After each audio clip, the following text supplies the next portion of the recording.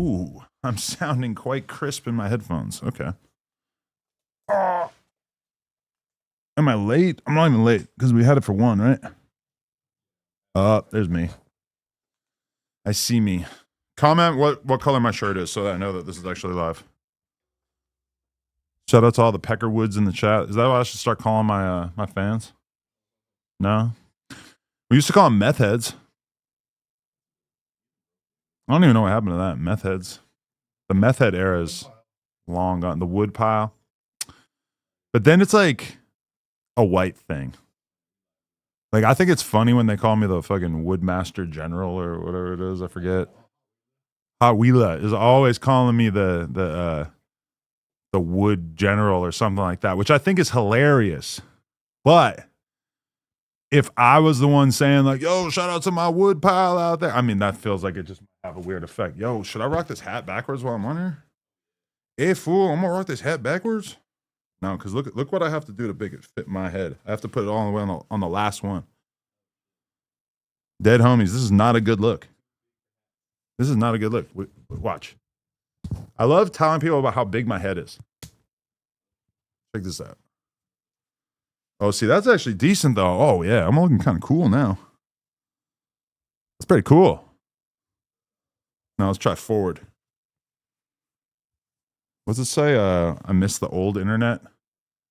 Which, honestly, like, coming from me, could be taken in a weird way.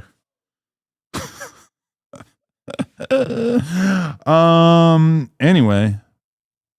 Yeah, I'm a hat guy now. I'm rocking this hat. Shout out to everybody who's in here right now. I'm very, very excited. Very excited to have you guys all here.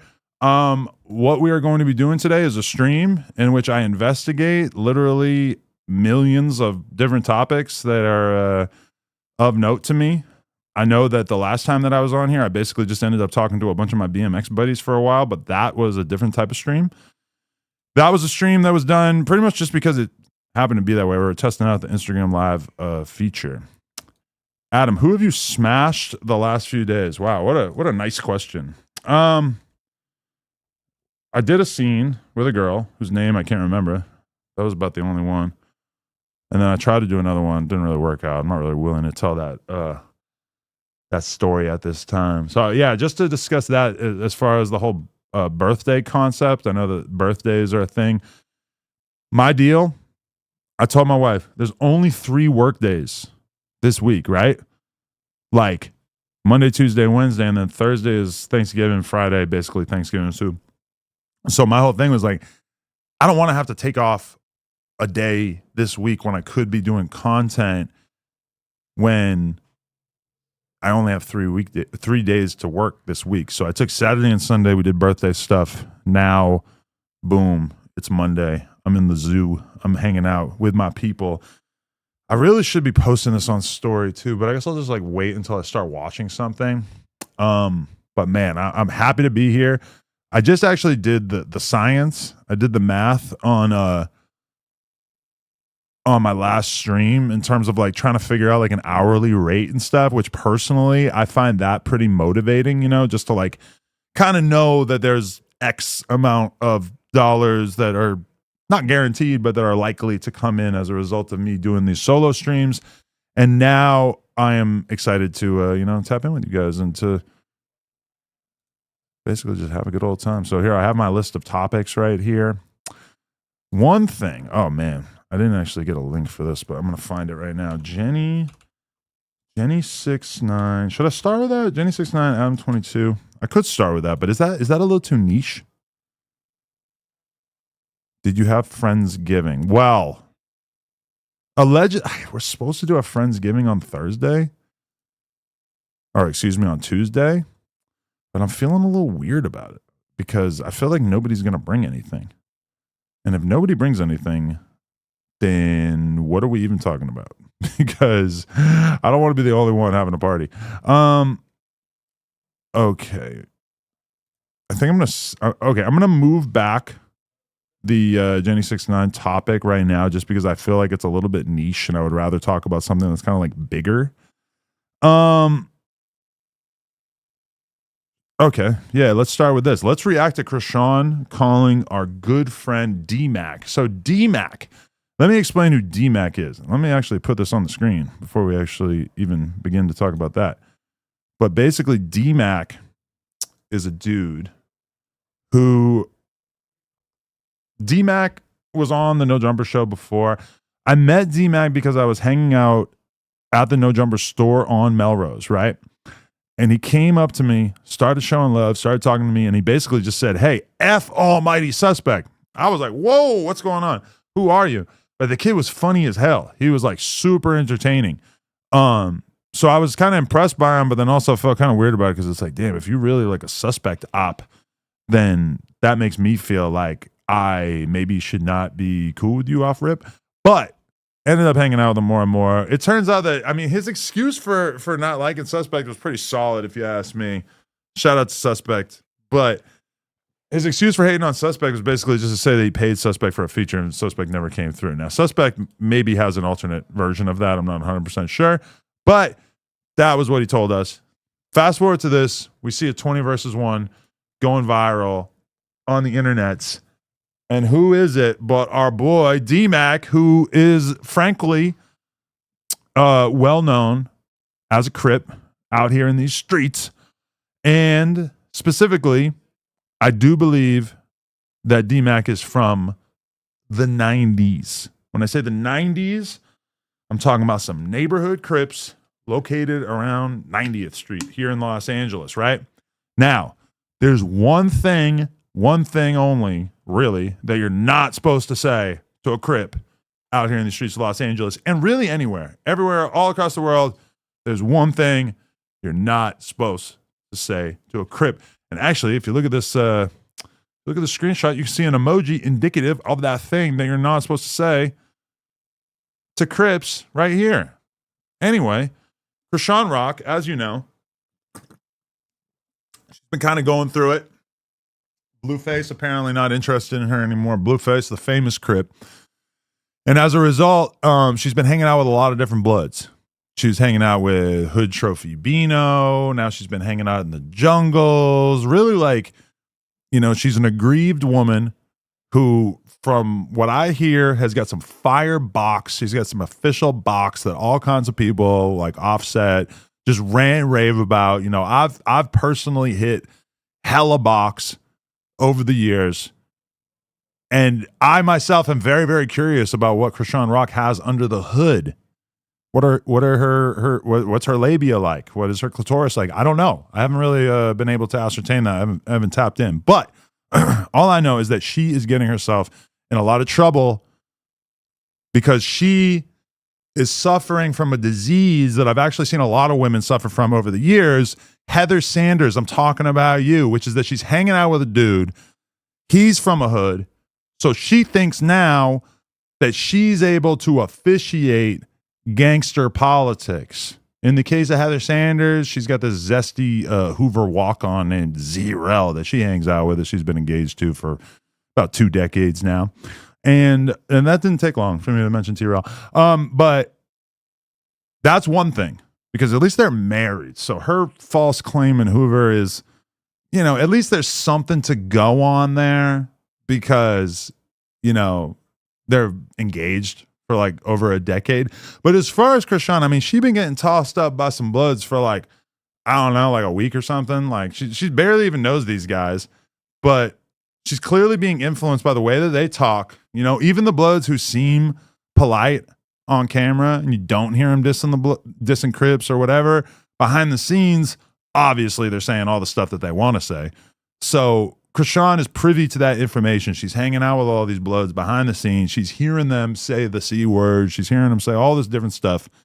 And what does that mean? It means that she thinks that she's got the pass to be out here violating the good Crips and calling them extracurricular terms that you really should not be saying. So as a result, I'm going to play this and we're going to see what she was talking about. Trying to see, like, you know what I'm saying? Boom, there it was. Almost instantaneously. I mean, I'm gonna be real with you. These 20 versus 1 things are like, they're so full of scripted content that it's almost like we shouldn't even put the blame on her. We should put it on the producers, the people who made the video, because realistically, when it comes to 20 versus 1s, this shit is never organic. It's always just something that they scripted behind the scenes. I've done 20 versus 1s. What are you doing behind the scenes? You're just coming up with ideas that you think might go viral. And we all know you disrespect a gang, goes viral. Look at 607 Unk. He had to move out the state, but it did happen to him. So let's continue. Oh, what you say? All right, I be picking up Blanco. Watch your mouth, Chrisean. They be calling Crips. Watch your mouth, Chrisean. Oh my God. Play that with Blueface. Now with D-Mac. D-Mac. Don't make it about Blueface. D-Mac, just because you are from a hood that I assume probably is at odds with the schoolyards, don't say that. Because you think that Chrisean was comfortable saying that around Blueface? Listen, I got mad love for Blueface. And I don't know Blueface to be somebody who's capable of a domestic. But if I was a Crip and Chrisean, somebody like Chrisean, a bottom-dwelling sea urchin, was willing to call me the C-rap word, I would get to bow, bow, bow, bow, bow. That's just what I would think that Blueface would do in that situation. I'm going to be totally real. I'm almost impressed. I'm actually very impressed by D-Mac's stoicism here. Because this is a dude who's straight up off the block. He don't really got home training like that. He's trying to make something out of himself, though. But so he, in that moment, he probably never thought in a million years that he was going to have a non-affiliated woman on the stream telling him that he's a C word. He probably never even considered what he might have to do. Because I'm not going to lie, like, you say that to him outside the liquor store, D-Mac is going to get to smack fire out your ass. But here he is. He's at the 20 versus 1. Again, who knows? It might be fake. But he did not smack fire out of her, which I personally would not have been offended by.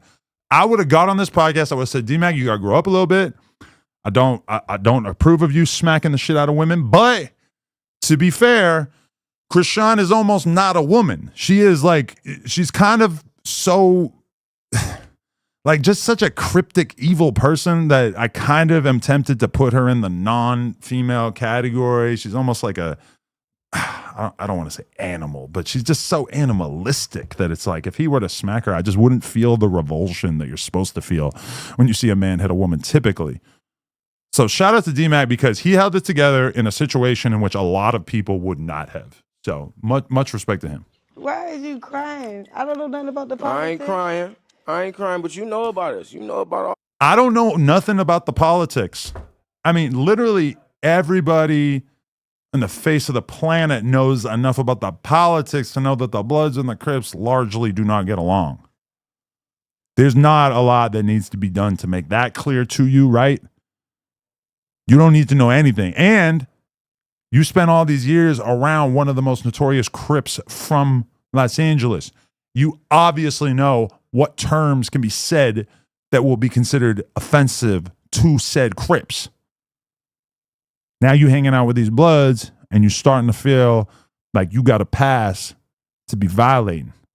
I promise you, bitches get killed in Los Angeles all the goddamn time. I'm not saying that it's right, but I am saying that if you are in violation, if you're disrespecting hoods out here, they will kill you. Chrisean, bitches get popped too in this fine city of ours. Be really, really careful because you're not moving around like a famous person. I seen you popping up in the jungles. You're just driving there by yourself. Even if you had security with you, what is the security going to do when they put 30 shots in the side of your SUV? Chrisean, I know you think you're being funny on the 20 versus 1. They will kill you. Dead homies. And guess what? Hey, as long as we're talking numbers, guess what? There's a lot more Crips in the city than Bloods. Not to say that one is better than the other. I'm just saying. A lot of Crips out here. A lot of Crips ready to assassinate a Baltimore-born female who's got the C word in her mouth. I'm just saying. And is that likely to happen? Obviously, probably not. But if they got a chance, they might do it. How am I making a 40-second clip take this long? Politics, don't play. Don't play. I'm going to run into you again, too, up outside here, because I'm going viral. I'm going viral besides this show. Trust and believe me. So I'm going to run into you again. I'm going to question you. I'm like, damn, what's up with all that? crap you was talking about. Damn, why you had to press the line on that young nigga like that? Damn. So, yeah, I don't know, man. I personally felt concerned for Chrisean. She routinely gets into situations that she probably just doesn't need to be in. And to me, this is a pretty obvious example.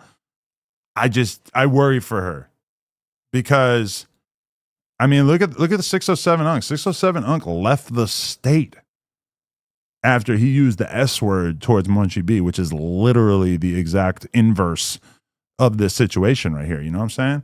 So are they going to smoke her? Probably not. Could they smoke her? Definitely. It's definitely a possibility. Chrisean, smarten up. Like, you don't want this smoke. This is a city where games are not played. You feel me?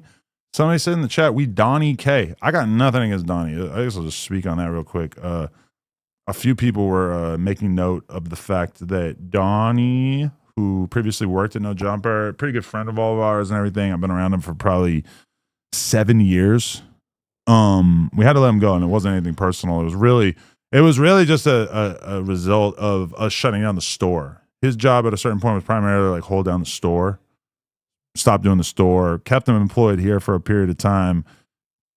Just really wasn't enough to do here for us to justify it. If we're going to exist in this current media environment, hip hop kind of at a low point, podcasting sort of going downhill.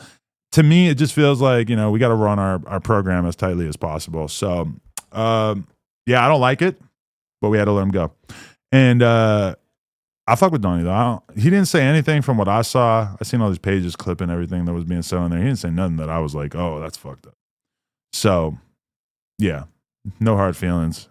I didn't see him say anything that I even thought was like, he didn't say anything that felt like, to me, it was like against the nature of what we're doing with this business and building. Like, for instance, he's talking about bro getting shot, or not shot, but bro getting beat up by loose cannon and his homies outside the office. I mean, that did happen. Like, what am I supposed to be mad that he's talking about that when everybody saw it happen on video? He was actually the only person that was here,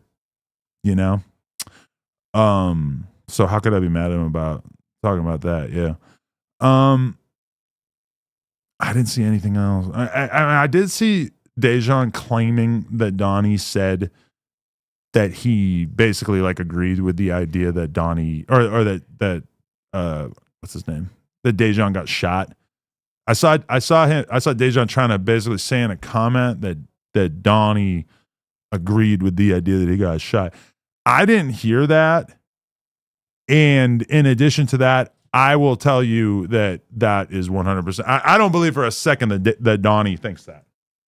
I think that Dejan's putting words in his mouth, because I'm going to tell you guys, and I know I've repeated this a million times, when it comes to the idea that Dejan got shot, number one, he went to the hospital.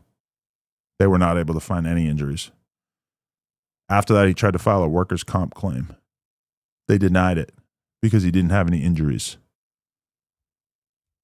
End of story. There's nothing else to talk about after that.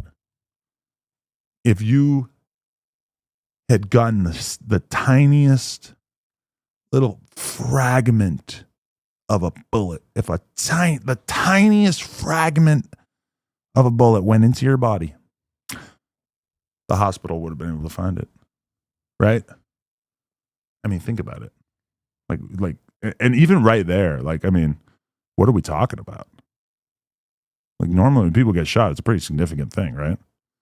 So, yeah, I mean, Dejan is just out here like chasing it by acting as if that's even a remote possibility. So, yeah, I personally, as far as Donnie, I don't have anything against Donnie. I felt bad, man. I had to like let him go just on the basis of the fact that we had too many employees here. And I know that like a couple of years ago we had way more employees, but I've just kind of like come to this realization that you just got to run the lowest possible overhead in this kind of business possible. And during good times, maybe you have a couple of employees that don't necessarily need to be there, but as time goes by, man, like, the the business is not quite where it was in 2022, 2023, et cetera, when shit was really exploding. So from my perspective now, it's like you got to really whittle down your expenses like crazy, and you got to go hard with content and making stuff work. I got another real simple little link right here that I would like to examine. Let's check this out.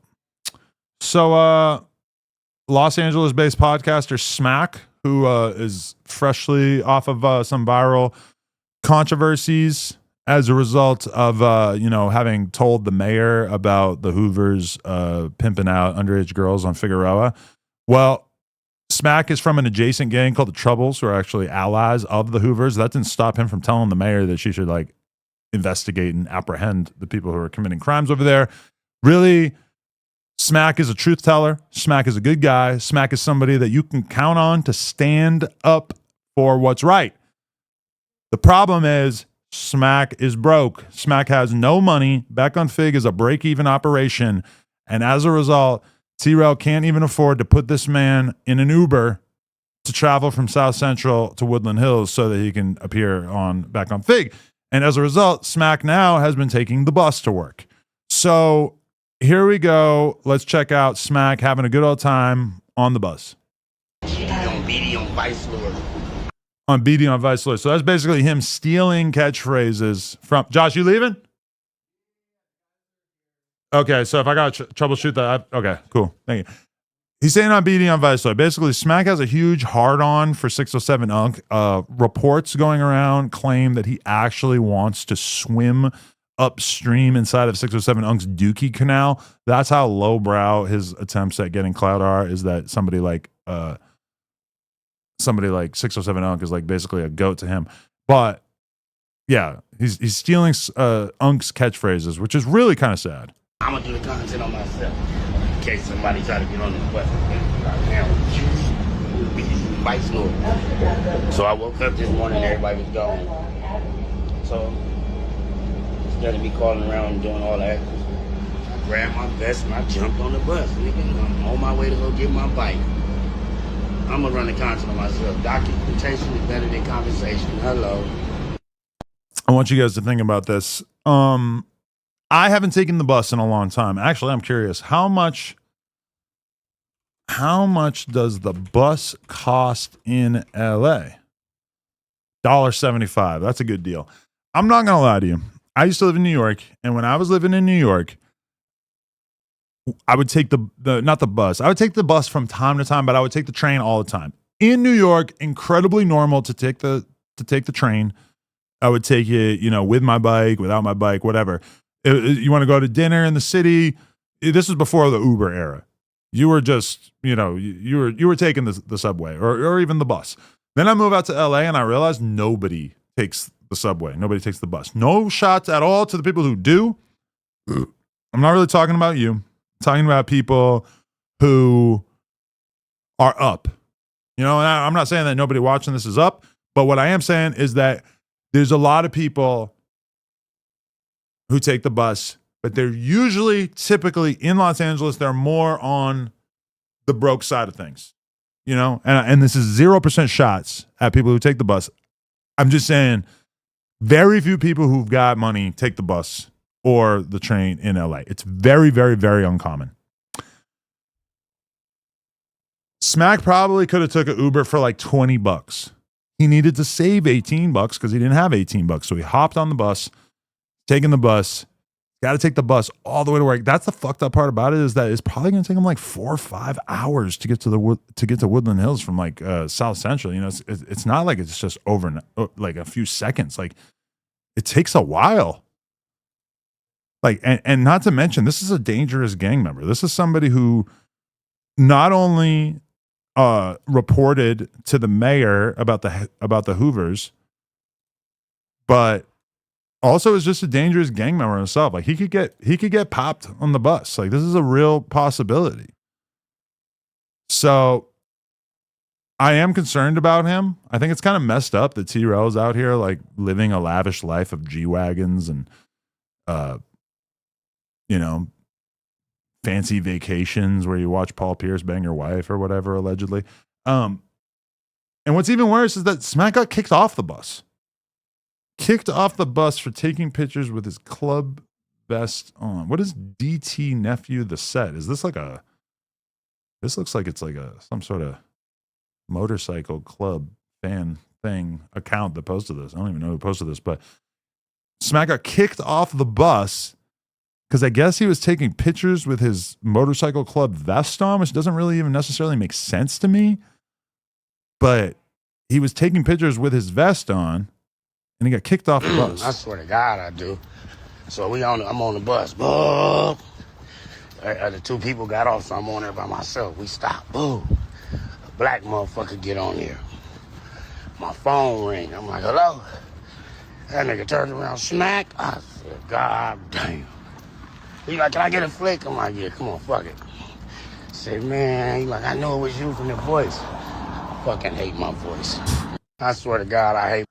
So the guy recognized him not based off the way he looks, but based off of his voice. I mean, the thing that I would have noticed with Smack is that he's always doing that, like he's always sucking his boogers up into his nose.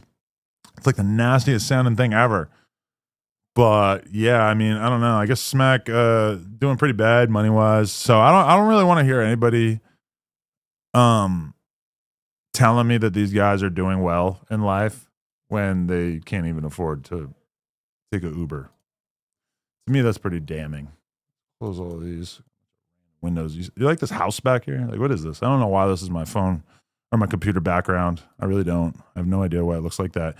But oh, okay. So we're gonna lay out the. Oh, I want to call. Oh, yeah. Let's see if this works. Basically, I got somebody to call that I want to talk about this Forextra situation with. Let's see if they pick up. Oh, Lord, it's going to be... I'm going to have to scroll back quite a bit here.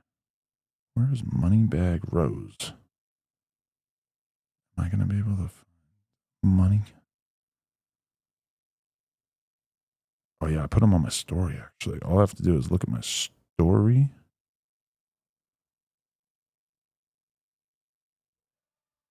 Oh, yeah, I probably don't want to call him.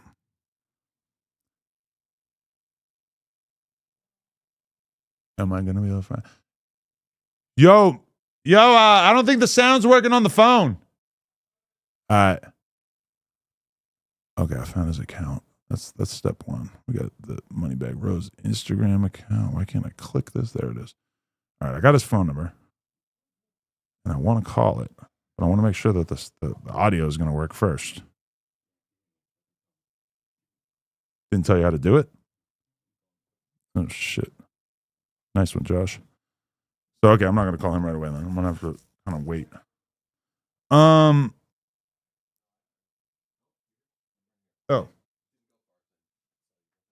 Yeah, I want to call this phone number right now, but I don't know if the audio is going to work.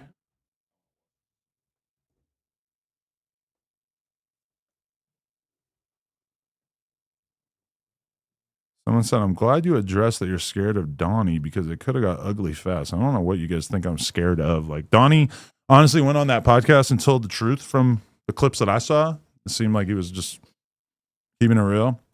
But also, like, I don't know if there's, like, I mean, I'm sure that there's all kinds of, like, cool gossip or drama or whatever from over the years, but I don't really think that Donnie, like, knows about anything that's that crazy that I would be that worried about people knowing about. Ooh, okay, I can hear that. Okay. Yep, I just heard that. Okay. Yeah, just go back to Instagram because that's where the phone number's at.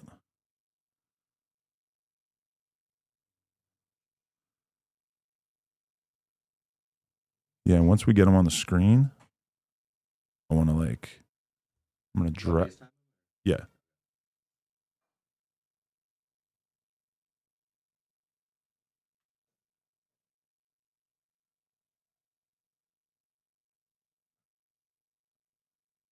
Why? Okay, there's a FaceTime app. I did not know this. I would have done this differently. Oh, wow, look at that. There's a FaceTime app. I'm not going to show it on screen until he picks it. Okay.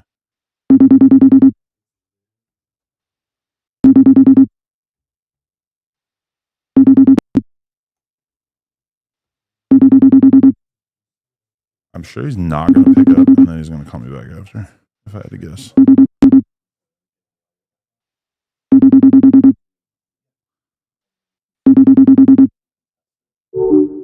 Okay. I'm sure he's going to call back, so we'll just have to. But I'm going to save his contact. Money. I'm just so paranoid about exposing anybody's phone number ever since I did that to Sarah Molina. Adam 22. That's my name. Boom. Now he can call me back at his discretion. Okay. People are fucking wilding out in this chat. Okay, this is a good one right here, though. This is what I really want to talk about. This is good shit. All right, so Bompton Giuno, who we all know and love, has been on the receiving end. Actually, maybe we find that first. He's been on the receiving end of a little bit of shade from Blueface. So we're going to watch that first. Blueface, Bompton. Oh, here we go. Moneybag Rose. It's coming. It's not coming. Yeah. Yo, hold on 1 second. We're on stream, and it's not coming through the computer the right way. My fault. Oh, you got to select that. Okay, I can do that. Yeah. Well, I think so. Rose? Yeah, there we go. Boom. We're in business. How you feeling, my guy? Hey, I'm blessed, man. I'm happy to be alive. You know, any day on the other side of the earth, man, is a good day, you know? Nah, facts. What's up, man? What you doing for your birthday, man? I'm streaming solo like a real one, you know? As you should, man. Yeah, I had to explain it to my girl. I had to say, hey, I just want to go on stream. I just want to make content. I'm a content addict. So, you know, I don't want to go to Chuck E. Cheese. I want to get on the stream. Yeah. Long as it's about you, you know what I'm saying? Enjoy your day, man. You know what I'm saying? It was a pleasure, man. You caught up to me, 42 years old, homie. Bro, what's going on with your voice? You off the nitrous or what? No, hell no. You I'm just kidding.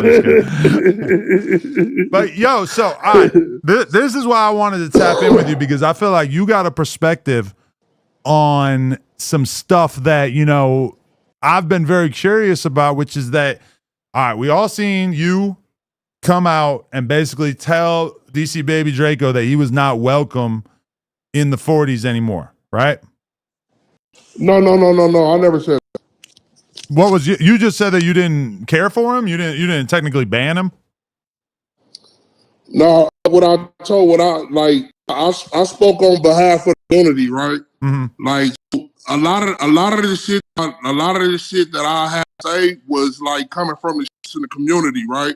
As far as to DC Baby Joe doing hood vlogs and it's saying the youngsters be out here. I mean, the shit that we pretty much know, like, you know what I'm saying, respecting each other hoods, going so forth as far as your dead home, like just more just, you know what I'm saying? It was more than just the disrespect, right? It was just like at this point, like the community's done enough, you know? So somebody got with me, and it's me, you know what I'm saying, to speak publicly, and that's how it just off like a wildfire. Okay, but then, I never banned him. I said it does, because at the end of the day, I had a proposition for him. I mean, either you blur out the extra shit and the content up, or get alone. You know, take that shit back to Oakland. Like, we don't want that. We don't want that in our city. Right. So, okay, then after you said that, then we saw Spody Face kind of double back right behind you, and he said, yeah, I'm with all that. And in addition to that, you are banned from the set. Right. That's how I took it. That's why I heard Spody Face say that. We could run the clip back, but that's what he said. And then we were all astonished when we saw that 4 Extra basically removed the ban and said, actually, you good. You and Spody Face got to talk it out, which we were kind of surprised by, because 4 Extra and Spody Face are cousins. So we're thinking Right. that they should be on the same page and not have the differences between them sort of playing out on the internet. And I know that you were a little bit shocked by that because I left a comment about it on an account and you responded to me and actually said like, yeah, yo, like that's crazy. Yeah, like what I was like saying regard because you basically was like you felt like he betrayed you and Spotify, right? Shout out to 4X and Spotify to my bros, right? But at the end of the day, you felt betrayed, right? So I went in the opposite of betrayal is loyalty. You get what I'm saying? So before I responded, I went into it and looked at it both ways, you know? At the end of the day, blood doesn't make you family. It's true, right? Because I have family members that I deal with, and I have family members that I don't deal with. You get what I'm saying? I got family that if they die tomorrow, I would, in fact, not family, relatives. It's a difference between the two. Mm-hmm. You know what I'm saying? So it's like, you know, at the end of the day, my relatives, we related, but blood doesn't make us family. You know what I'm saying? And then, you know, I went further say, I believe there's something about betraying your people is diabolical, right? Which is, you know what I'm saying? At the end of the day, you feel me? Looking at it from both perspectives. I'm looking at it as a all around as a whole. You get what I'm saying? Like me as a like Adam, to be honest, like, do you feel you've been betrayed? That's the question from me to you, you know? Or I just fit. I mean, cause I know you just Adam. You like. I mean, okay, all I'll say is that I felt like I invested a lot of time and energy into 4Extra, trying to build him up, trying to turn him into the superstar that I feel like he had the potential to be. And then I do feel like he switched it up on me over something that to me is very, very, like, it's still very unclear, like, what he even thinks that I did. Because, like, you know, all I did was sit on a podcast with Munchie, who obviously, yeah, him and Munchie have had words, they don't get along, et cetera, et cetera. But I feel like Munchie didn't really say anything too bad. Like, given that they are enemies and that they talk shit about each other on a personal level online, I was like, that was enough for you to fall back and not even give me a conversation about why you don't like me anymore. Like, to me, I felt betrayed. Yeah. Like, even though like a lot of the internet was looking at it like I was the bad guy, I felt betrayed. And then seeing him kind of like, to me, exercise bad discretion when it came to the DC Baby Draco situation. I kind of felt like the same thing of like, damn, bro, like that's your cousin. Like if your cousin comes out and bans somebody from the section, how are you going to just like undo the ban without communicating him? That's like a phone call. All you got to do is call him, talk to him. I mean, that to me was mystifying. I'm not going to lie to I just like a lot of people just about their body and they say something that they can't take back. I don't think that Spotty Face was actually just because at the end of the day, it was about the content and it was about the exciting the game, violence and shit. And I think he was more so, you know what I'm saying, he got ahead of himself as far as the message. Because the message that I'm pushing was peace. Like I'm an advocate in the streets and I'm really peace and you know what I'm saying? That's why I came out and spoke about it because you know what I'm saying? It's like at the end of the day, if I'm advocating for the youth and gang intervention, I'm in the gang intervention program and all that, Adam, like we're really out there working with the youth. You get what I'm saying? Like I got a school over here and you got different motherfuckers from different areas, but under the roof, we're all getting educated, you know, them education, we're giving them grades, we take them out. Like see, the for me is taking them out the hood and showing them different. You get what I'm saying? The DC, like you hit the hammer on, you hit the nail on the head with the hammer when you said exactly what I was saying, bro. At the end of the day, you have never been in the trench inciting, hey, fuck you, hey, fuck you, diabolical, bro. Because at the end of the day, like not only is it diabolical, bro, he's doing this to young. These are minors, bro. These are dudes that really can't think for themselves. You get what I'm saying? So me speaking on behalf of the youth community, I'm only trying to awaken you guys to see what's really going on. At the end of the day, he's excited. You might as well jump in the field. Might as well be from a gang. Right. Place that I'm a non-affiliate. No, fuck all that, bro. Because at the end of the day, you know, Adam's a non-affiliate, right? play the non-affiliate card, bro, and then out here inciting gang violence in the community that you're not from. Take that shit back up north. Right. Yeah, I mean, I feel you, bro. Like, I mean, I do feel like on one hand, it's fair to go make content, let people say whatever they want to say. I get it. But then at the same time, bro, like after I did that vlog with 4Extra in the hood, like somebody mentioned to me like very soon after, like, oh, we want you to come over to the Hoovers and do a video. It's like, is there anything wrong with me going and doing a video with the Hoovers? Nah, but I definitely know how it was going to look if I was pulling right up to the enemy section, like right afterwards, and just, you know, I already know how people were going to take it. And okay, that's one thing. If I went and did a vlog on the Hoovers, all right, fine. Like that's not the end of the world. But if if I let people in each different video talk shit about each other, I mean, the truth is that is very, very likely to get people hurt. Because yeah, these are dudes who talk shit about each other back and forth on Instagram stories, and they make songs and they say stuff about each other, whatever.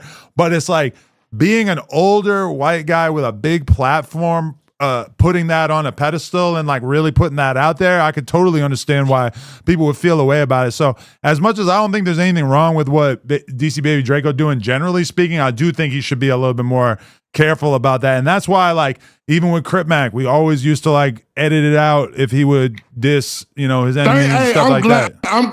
I'm glad you brought Crip Mac up, because a lot of people had a lot of shit to say, and I know that you guys cut and edit shit up right. And that's my whole message to Baby DC Draco.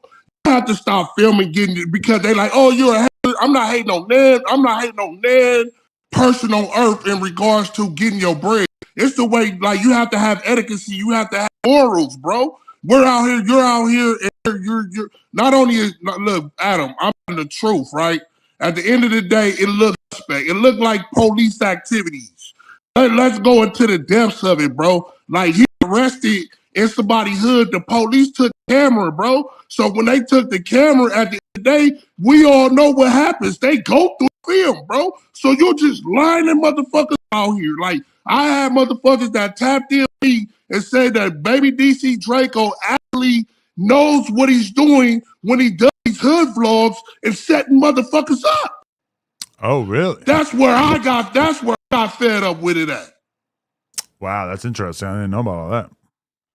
Yeah, like, you know what I'm saying? He's pillow talking with the female that he's with. He's going over content with her and telling her, "Ooh, I just excited the hood, and now I'm finna go over here to that hood and then throw it all on the internet and then let everybody cry and die." No, for clicks, likes, and views, bro. That ain't what we doing. Yo, I honestly think, like, in a very general sense, we're getting to this weird collision where, like, you have a lot of community activist type people, and then you have a lot of content creators, and I kind of feel like they're at odds. Like, these are two things that can't necessarily coexist, because if you're the type of person, like the character, the version of himself that Spotyface was putting out in that one video where he was banning Draco, he was basically saying, like, yo, we are working to make it so that there's less violence in the hood. And then he's basically saying, bro, like, if you go and you film in a blood neighborhood and they saying fuck this dude and fuck this dude and this dude's dead and fuck all this stuff, and a lot of it kind of, as a non-affiliate, it kind of goes over your head, right? Because you don't necessarily know. Oh, they just diss this dude. I don't know who that dude is. You don't know that dude is dead and got killed in this war or whatever. Like, I feel like we're getting to a weird position where, like, the community activist side of things and the YouTuber side of things kind of can't coexist as easily as they maybe did before. No, I don't think that. It's a line of communication. Like, what I did was open up conversation. They've been talking about this for like 10 days now. You know what I'm saying? And it's just a general conversation. But at the end of the day, the message that we're pushing is peace. Like, the people of the community want peace. Like, and with peace, you have to go somewhere. Like, everybody was saying, oh, well, you just pinpoint this dude out. It's not about, it's just overall. If we all come to a one mind in thinking, you know what I'm saying, then we can get somewhere, bro. It's not, like I said, it's not about what he does, it's how he does things. It's the little things, yeah. It's the little, like, it's the little things. Because nobody's gonna take issue with him just doing a vlog. But and then when Adam, I'm really saving his ass, because at the end of the day, you have to think about it, because I'm giving you insight to what they're talking about. So you get what I'm saying? Like, you never, bro. bro, who you may offend, and the motherfucker, like, that's just hypothetically speaking, right? Hypothetically speaking, if I were playing chess and I had an enemy out here and I knew I could use baby DC Draco to go do like the hood vlog where he doing the drop and showing the places and the addresses and the stores like that, like it's not too far-fetched. You get what I'm saying? So it's like at the end of the day, I brought awareness to it because that's dangerous. That's dangerous. You get what I'm saying? Nah, yeah, I think like if Draco just gotta like, you know, switch his. He just gotta get a little bit more discretion. No, listen, he got ran out of other cities for doing the same type of content. Oh, really? Like he's not going that way. So if you know that you can't go back north, why would you come down south and do the same shit like you didn't learn your up north? I feel it. Yo, can I just get a quote from you real quick? How do you feel about Chrisean Rock using the C word towards D-Mac on that 20 versus 1? Very disrespectful, bro. Disrespectful, bro. The blue, ooh, I couldn't do it, bro. How do you do that? You know what I'm saying? And then smile and then go back to blue. Like, hey, babe. Like, no, it don't work like that. I was saying, I'm like, yo, this girl's crazy, man. Girls get hit too out here, man. It's not, they ain't gonna spare you if they catch you in traffic. And hey, a Moneybag Rose ain't gonna do nothing to you. That's an upstanding citizen right there. But there's a lot of grimy creatures out here that might not necessarily want to take it easy on you. Hey, man, look, there's a lot of demonic motherfuckers out here, man.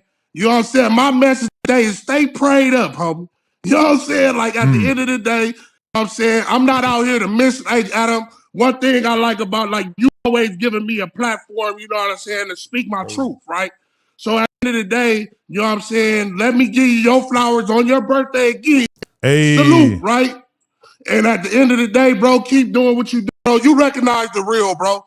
You know what the fuck really going on behind the scenes. You know what I'm saying? Like, I've always been, one thing about me, and what I told myself when I came home from prison, you know what I'm saying, is I have to stand for something or fall for anything.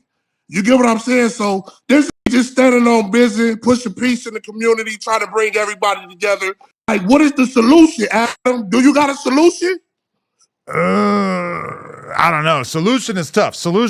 I think in the big picture, man, I don't know. It's tough to come up with a solution because it really, like, the best thing that can happen is just time passing in which people don't die, people aren't getting killed, etc. Because that's the main thing that's almost impossible for people to get past, you know? Right. So would you say editing content, blurring out shit, you know what I'm saying? Just like, because like I said, it's more so the respect of it's all about respect. You get what I'm saying? And showing common courtesy, you know what I'm saying, to different communities. And we're not talking about people that have lost their lives in these streets. We have to think from a victim side of it as far as the family. You get what I'm saying? Nah, I feel you. Yo, Rose, it was great talking to you. Much appreciation for your insight. Yes, sir. Have a blessed one. Appreciate you, bro. Much love. All right, good little conversation with my man Moneybag Rose. I did an interview with him a little while back. Might want to go check that out. That was some good content as well. Okay, so where were we? We were just about to we're about to just get into some more stuff right here. So okay, basically Blueface came out and Blueface said that Bompton G. Uno was capping previously, speaking about his time seeing him behind bars. And we're going to get into some of that. I'm not going to... See, I have an 11-minute Cam Capone clip right here.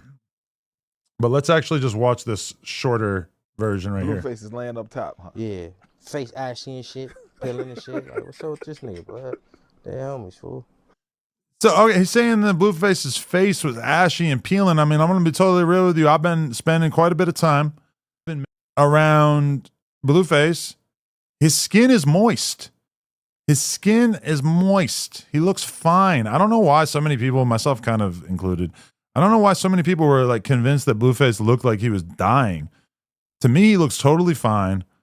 And I don't really understand this. Also, as long as we're going to do some donations, Pippi Longstocking said, Adam, does Wack own a percentage of No Jumper? He acts like he does. You got to address this. No, he does not. I don't know where that's coming from.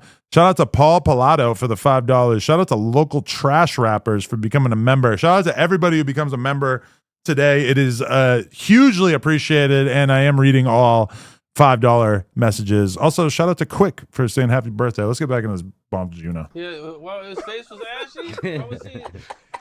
Damn, what's going on with? Was he not, I mean, I don't know, bro. I mean, I go the face ashy, peeling and shit. He a cool nigga though.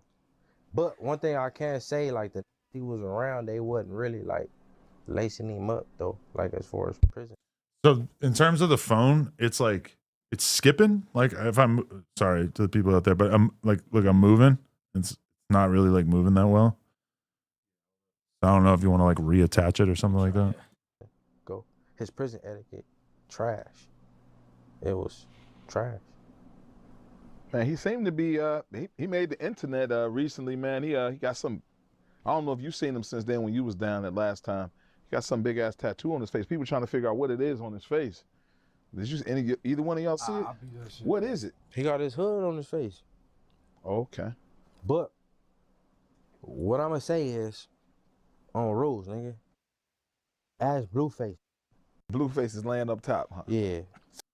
So, okay, as far as the accusations that are being thrown out there, we've got Bombs, basically saying that Blueface was, I don't know, not moving around right behind bars. I guess, he's saying that he was looking a little sickly, that his prison etiquette wasn't 100% on point, etc. I mean, really, what does that really tell us? I don't know, because realistically, it's kind of objective stuff. Like, why do you even care? Why are you even thinking about how his skin looks? Or like, I feel like these are like kind of micro details that aren't necessarily really even things that we could really get into too much depth about. Damn, what is that? Oh, so that froze?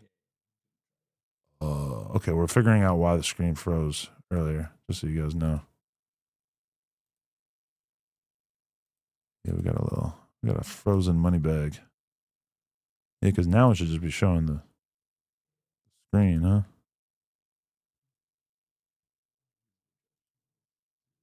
Okay.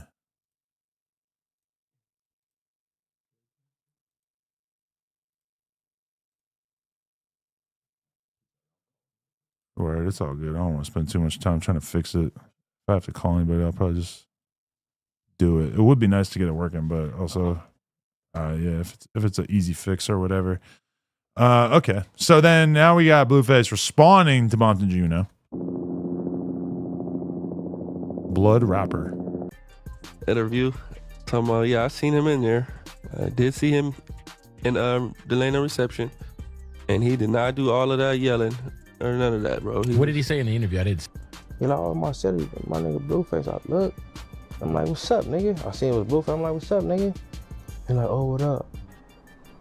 I'm like, you don't even know who I am, huh? He like, no, what's your name? I'm like, blood, I'm Bonton G, you don't know, from Treetop, nigga. Ooh, he like, oh, yeah. I heard about you. My Juice from Bop. Shout out to Juice from Bop. He like, man, he was telling me about you. You feel me? That's Block grew up with blood. They're homies in juvenile hall. Let's see that. He just said he just said that he just was like, he ran into you. I mean, based on that clip, he didn't even really say anything disrespectful. He was just saying that he ran into him, that Blueface didn't know who he was, that Blueface said, oh, I know so-and-so that knows you or that is connected to your people or whatever. That's kind of like standard gangbanger conversations. Whenever I'm around gangbanger type people, they love to tell each other like, oh, yeah, I know you from so-and-so. I know your cousin. I know your little sister. You know, like gangsters always love to do that stuff. That's kind of like, if you could tell somebody that you know somebody that knows them through so-and-so, that's kind of like an insurance policy against them wanting to pack you out, right? So I feel like that's like a pretty standard, normal conversation. So Bobby Juno ain't even really describing him like disrespecting Blueface in that clip. yeah, he like, you know who I am? And I'm like, nah. And he said basically like, Bonton G, like he just started yelling and shit. Right. Man, that nigga was whispering. He said, you know who I am? said, no, who are you? He said, Bompton G Uno. Oh, yeah, I was just talking about you with my boy Juicy Baller in the county. But you know, he went in an interview like, Bompton G Uno, nigga. I'm like, bro, you did not do none of that, brother. Brother, you were like very respectful. Bompton G Uno. Bompton G Uno did a fucking... Shout out to my boy Bompton G Uno. I got mad love for him, but oh no, I'm hearing both sides of this, and I'm kind of feeling like the Blueface side makes a little bit more sense, because if Bompton G Uno was being hella disrespectful up in Blueface's face, I feel like they would have squabbled, and I think it would have been a good squabble. I think it might have been a close squabble. But if I had to invest some money in this fade, in this hypothetical fade, I'm probably going to be betting on Blueface. Bompton G Uno, I know we probably got a fade now. You probably want my fade now because I just said the Blueface. I think you got it, but that's just my opinion. Blueface is huge. Blueface is a huge and now heavy, muscular, strong dude. Bompton G Uno he's a dude, but he's a little bit smaller. I'm sorry, I'm giving it to Blueface. That's my opinion, and I don't think that Blueface would have shied away from a squabble if that had been Bompton G Uno's energy. That's just my opinion. Now, this clip comes out. Blueface on Bootleg Kev talking about the fact that he thinks that Bompton G Uno was whooping, and not in the blood whooping sense, but in the sense of, whoop-de-whooping. So, where is it? I have it somewhere. Where is it? I had it like 2 seconds ago. Where's the short? I had a short. Oh, yeah. What I do today, counted up a couple K, so much money on my mind, I think I might buy me a bank. Okay, so for the record, this is outside of Blueface's fish restaurant in Santa Clarita, which is, you can't really see it because there's a caption here, but King of C Words, which I know this is kind of a common theme on these streams, but King of C Words is actually Blueface's restaurant out there in Santa Clarita. I think it was already called that, before he took over. So, to me, kind of a funny tongue-in-cheek reference from Blueface. But here we have Bompton G Uno kind of weaponizing it and doing a freestyle outside of there. But notice, y'all got to pay attention. Notice that, like, the C word is serious enough that Bompton G Uno is not going to go and do this freestyle and be hollering the C word. I already know that because Bompton G Uno, if he were to, just to put into perspective, like how serious the C word is and the S word is like, if he were to, he would have every Crip in LA mad as hell at him. And as much as Bompton G Uno, I fuck with you. I know that you want all the smoke. Probably you ain't running from nothing. You ain't scared of nothing. All I'm saying is that it would not be good. So watch as Bompton G Uno spits his freestyle, but I guarantee there's a line that he's not going to cross when it comes to disrespect here. Let's see if he even really got like Blueface specific lyrics here. If the bitch ever leave, I bet she boomerang. Cause I be whooping shit down just like Pootie Tang. Fly propellers outside in any weather. But I can't move reckless cause I'm a known fella. A known stepper, well-known chin checker. Accurate with them pistols, eyes shoot you from the neck up. Yeah, I'm the one that get the job done. You was in the pen stressed out on the top bunk. Okay, so that's them. He's saying that Blueface was stressed out in there. Which, all things considered, not really the worst accusation you could think of, right? Tattoos on your face don't make you look tough. In all honesty, nigga, you really look dumb. Heard the nigga said I was whispering and that ain't like me. Heard the nigga whooped on Chrisean, bet he won't fight me. Blood, I'm trying to run up a check without no Nikes. Yeah, nigga feeling like Gucci, man, I'm so icy. Swipe me down like Boosie say. These niggas know I do them things. These niggas know they been afraid they characters like anime.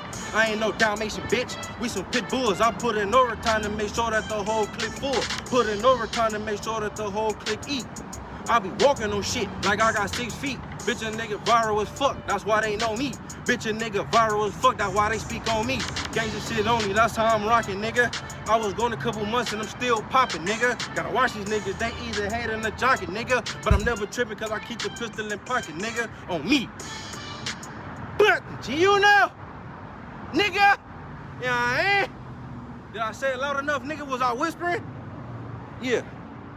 Bro, I'm telling you, Bompton Juno is one of the crown jewels of this city, one of the great undiscovered talents of this city. If Bompton Juno was alive in the early 90s, he would be like Ice Cube. He was just born a little bit too late. The streets, the gangster rap streets just ain't really what they used to be. But Bompton Juno, I'm not gonna lie, man, he's a good rapper, bro. He rap good. I like the way he rap. Crazy thing he said is that at one point that Rick Ross was talking about signing him. Can you imagine how crazy that would have been? Yeah, it says Blueface diss on screen. That's what I'm saying. I'm just saying it was like pretty light. It wasn't like the craziest, you know, he mentions Chrisean. Okay, that's not that big. Right, that's just a little son. It's all good. So yeah, that's where we at now. Will Blueface respond? Probably not, because I was actually talking to him. I was talking to him the other day when we went to the Burna Boy show, which we discussed at length on the Whack Pod. And basically, the vibe is that Blueface is not looking to beef with smaller characters, if you will, if you feel me. Blueface feels like his time is just kind of wasted beefing with smaller LA personalities, and I think that he puts a variety of people that we discussed that you might not expect in that category. So I don't really think that Juno and Blueface are going to be keep continuing on with this back and forth. I don't necessarily think that that's where Blueface's effort is at, his energy's at. I don't think he's going to be mad about Juno going to his fish spot or anything. So I feel like that's probably not really going to turn into too much. But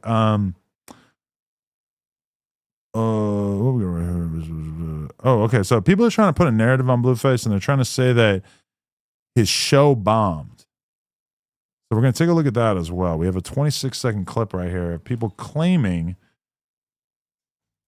that Blueface had an unsuccessful show. Now, personally, I think that this narrative is probably largely cap, but let's check this out. Let's see how the crowd was reacting. Baby boy, we know you really that. Baby, I'm just taking my Mercedes. I got fuck face. I got fuck face. For one day. Baby girl, let me go. Baby girl, go, go, go, go. Baby girl, go, go, go, go. All right. We just getting warmed up, man. What the fuck? LA. When I say I, y'all say E. I. All right. Okay. I feel like this was selectively edited. Just state the obvious. I mean, think about it. They're showing like the very end of a song that is not a familiar song. Show the crowd when he's performing, you know, Thotiana. Show the crowd when he's performing, I don't know, any of the other hits. Bro, I guarantee I could probably spend like 10 seconds right now and find a clip. Blueface. Blueface, what am I looking at? Blueface live performance. And then I'm going to click on shorts. Okay. I bet that we could find, also like, bro, they were filming it from like a bad direction. I think that like they were filming it like in a way where you couldn't really hear the music that good. Bro, look how buff he is now. This is like a totally different dude. He's starting to look like Jason Love.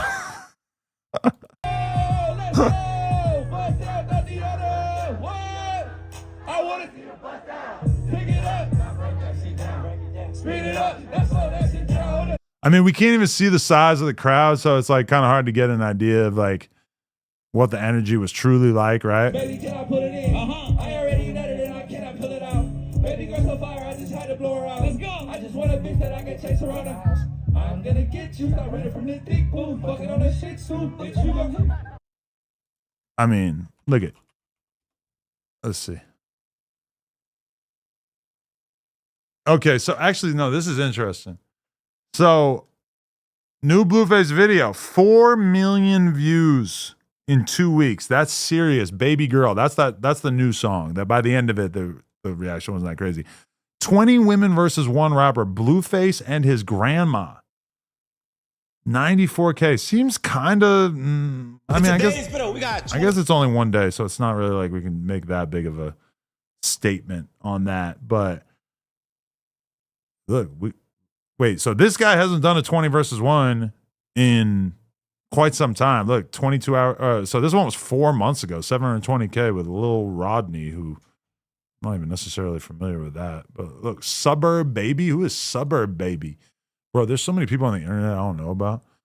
Piper, Raquel, and Capri. Who the hell are these people? Piper, like, if I had more time on my hand, I would sit down and like look up all these people and try to. Oh yeah, look, this is when Aaron the Plumber did the 20 versus 1 with a little kid, which I still am kind of confused by. But then he did one with Aaron the Plumber. This was like right before he fell off. Yeah, Aaron the Plumber got a few good 20 versus 1s in before he got sent packing. Anyway, shout out to Champ Renegade for showing love. He just sent over $5 as well. I don't know why Josh is sending me all this info about Blueface's restaurant. Not really that interested in that, but okay. So yeah, but did Blueface take an L with that live show? I mean, you can always probably find a clip of a live performance that will make a performer look bad. But on a personal level, I've been to multiple Blueface shows, like a lot of them over the years, and I can tell you that he does, in fact, make the crowd go crazy. Yeah, Munchie B. That video wasn't edited. I told you, his rap career is over, Adam. How are you going to say his rap career is over when he just put out a video, his first video in a while, in 2 years, and it's got 4 million views? And then also, like, bro, look at how his interviews are doing. Like, Munchie, like, if your rap career is over when you get 4 million views on your first video out, which, granted, you know, people be buying fake views, I understand. But let's just look how many people are interested in learning about Blueface. 3 days ago, DJ Vlad clip, 200K. You know, Big Boy got 120K. That's not that crazy, but you know, all these Vlad clips doing over 100K. Rappers ain't really doing that. He goes on Bootleg Kev. He goes 150K. His first clip on Vlad has almost 500,000. Second clip got 232K. I'm saying, look, he goes on DDG, gets 1 million views. You know, I mean, 160K on Steiny. That's kind of, I feel like that's probably like a little bit of a letdown. But all I'm saying is that my boy's doing good. If Blueface does fall off musically, I feel like you can't make that statement at this point because everything seems like it's going extremely well for him right now. Now, what will that look like in 6 months? I don't know. It's on him to basically, like, you know, preserve his career and see where the motion is at and how well things are moving over the course of, you know, this period of time. But as far as where we're at right now, I mean, I feel like Blueface's career seems like it's going great. So I would not read too much into one clip in which he's, you know, in which people are trying to paint a narrative off of literally like 20 seconds of the end of a song. That to me just doesn't really feel honest or genuine. DJ Vlad interview by Tropical Ross. I want to know which interview Vlad regrets the most and which he's most proud of. Talking about numbers or money, I more just want to know from integrity and a pride point of view, what would you say is the interview that you're most Look, I always smack the like button. You guys should too, but I always smack the like button. If I'm not hate watching, I smack the like. Proud of? And also the interview that maybe you're most, I don't want to say ashamed, but you just feel like maybe an interview you did that you wasn't proud of, it didn't really sit right with you. You felt like, maybe I shouldn't have put that out there into the world. There's a lot of interviews I do, like, some people are not completely lucid, right? Meaning that people have speech issues, mental issues. A lot of older boxers I interview where they're CTE, they're punch drunk, they can't formulate their words very well, but you sit down with them and they have taken time out of their day and you have your whole staff there. So you go through with the interview. Anyways, I just interviewed this guy, Terry Watanabe. He lost his entire $350 million fortune in Vegas. He bet like $800 million in 1 year and ended up losing everything and is now on Social Security. Had to do a GoFundMe for cancer treatment, right? But, he was on cocaine. He was on a lot of alcohol, 12 bouts of The guy he's talking about, I actually watched it. It was like one of the most disappointing Vlad interviews I probably ever watched. Look at this. Vlad, 350 million. Terry Watanabe on gambling away $350 million fortune, full interview. The whole interview is 40 minutes. 40 minutes. That probably pretty much tells you what you need to know about the fact that this was not a good interview. Like, try to watch it. And there's not a Vlad diss at all, but try to watch this. This is like one of the worst Vlad interviews ever. This guy, I don't know. His mind is gone. We can click on any random part. Watch. Are you better at certain games than others? I would say better, but I would say more reluctantly, I tended to go with the brain dead games like slot machines. Okay. If you could tell what he just said, then you're a better man than me, because I don't have any. I feel like Vlad heard about this interview, heard that the guy lost $350 million in Vegas and just said, yeah, I'll do the interview. And then he just did the interview and was like astonished. Vlad put it out anyway, but I don't think that Vlad wanted to put this interview out the way that it was. Well, that by the way, that was not even close to the worst. She said the reason why you were so valuable to Harrah's was because you went towards games that had low odds, including roulette. This is what I'm going to look slots. like when I get older. You consider a house player because slots and roulette are house games. They have terrible odds for the player. All right, you guys get it. So I guess that makes sense. By the time he sat down with me the other day, I didn't realize at the time, but he couldn't speak very well. He couldn't stand. He needed help walking. It was, he was, life had caught up with him. But I still need to do the interview and I still need to put it out, I feel. And but those interviews don't really sit well on me, unfortunately. It's just like I wish it was someone that was more able to engage. Because it's not like mentally he's still there. It's just he can't get it out. And this has happened with multiple boxers and so forth. And ultimately, I wish that, I don't know, I would be at the level of business where I could just say, I'm just not going to put this out and I'll just take the loss and I'll deal with the ramifications. But I still feel like, well, someone will get something out of this story. It's still an important story, even though he can't formulate it well. So that's what I still put out. Those are the ones I regret. In terms of the ones that I'm most proud of, I already know what he's going to say. He's going to say Kiwi D. He's going to say Boost. He's had a lot of hits over there. So I don't really need to hear him say what he's most proud of because I already get it. But shout out to Vlad. I was just curious about what he would say his worst interviews were. I mean, actually, no. Vlad, this is the worst interview you ever did. Watch. I'll show you the worst Vlad interview ever. Watch. Because this was Vlad kind of like copying something that I was doing at the time. No shots at Vlad, but I had a super epic fucking Boont Gang moment where Boont Gang fell and passed out and hit his face on the ground. Not the ground, but the wall. And then Vlad like ran his interview back with him right afterwards. And it's like, I know Vlad was kind of like trying to capture, like I had a viral moment. So he was like, okay, I'm gonna get like a similar viral moment. But like, to me, it was a surprise that Boonk showed up super, super loaded. Like I didn't want him on camera looking like that, but look at this. This whole interview is 15 minutes. All right, here we go. Boonk, welcome back. What's up? How you been, man? A lot has happened since last time we talked. Chilling. Chilling. Okay. Well, first and foremost, I think everyone got quite a shock when the whole shooting thing happened. What shooting? You got shot. Who got shot? You got shot in the leg. Mm-hmm. Oh. Can you talk about that at all?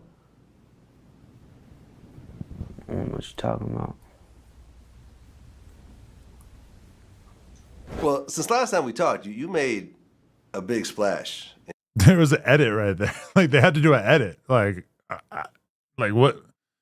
I mean, Vlad kind of got what he asked for with it. Actually, no, think about it. Like he did a super loaded interview with me, and then Vlad probably thought like, oh, I'm gonna get an interview with him. We could talk about what happened on No Jumper, but then also he'll probably like, show up like in a decent condition. Like you feel like if it happens once, then it's not gonna happen again, right? Like he couldn't possibly show up loaded like that again. And then like arguably he's worse here. I mean, I always heard that he was on like heroin. I don't know if that's true. I have absolutely no idea. I don't think he's just drunk. I do think at the very least he's off pills here, you know? And just popular culture in general. I mean, I just interviewed Boosie, and he had a mixtape he put out called Boom Gang. Really? Did you see that? Look at, yeah. Like, when has Vlad ever interviewed anyone who's hanging their head like this? You never normally get to see this part of a person's head in a Vlad interview. Where he basically stole a bunch of beats and rapped on them. Mm-hmm. You know, you say Boom Gang these days, people know exactly what you're talking about.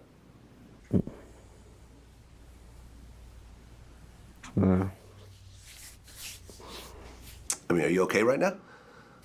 Oh yeah, fine.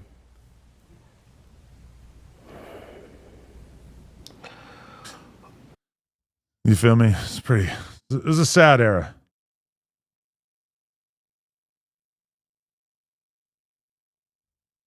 Oh shit. You know, I've been wondering.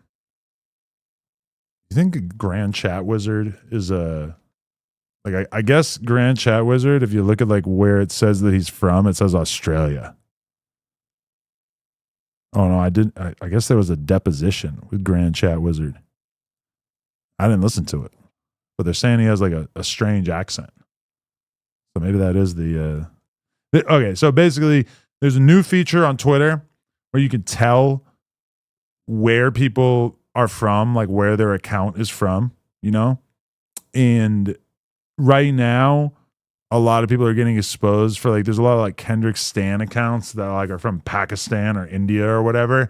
And, you know, people are basically just looking at that and like, you know, sort of realizing like, oh, a lot of the people who are making the most noise on social media, drumming up the most narratives, etc., are actually people who are not in any way like Americans or like in any way like aware of our culture, which is pretty hilarious.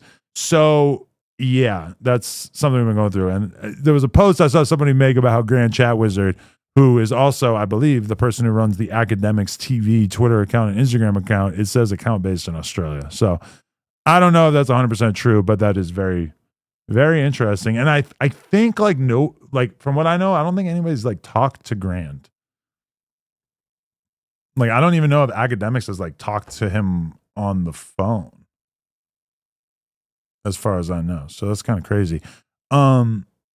Hold on, I'm gonna promote this stream on Instagram story and Twitter real quick. Actually, you know what I want to watch? I can get this going while I do the promo, but basically, I don't know why the fuck I'm watching Boonk right now. This is extremely old content. Where is it?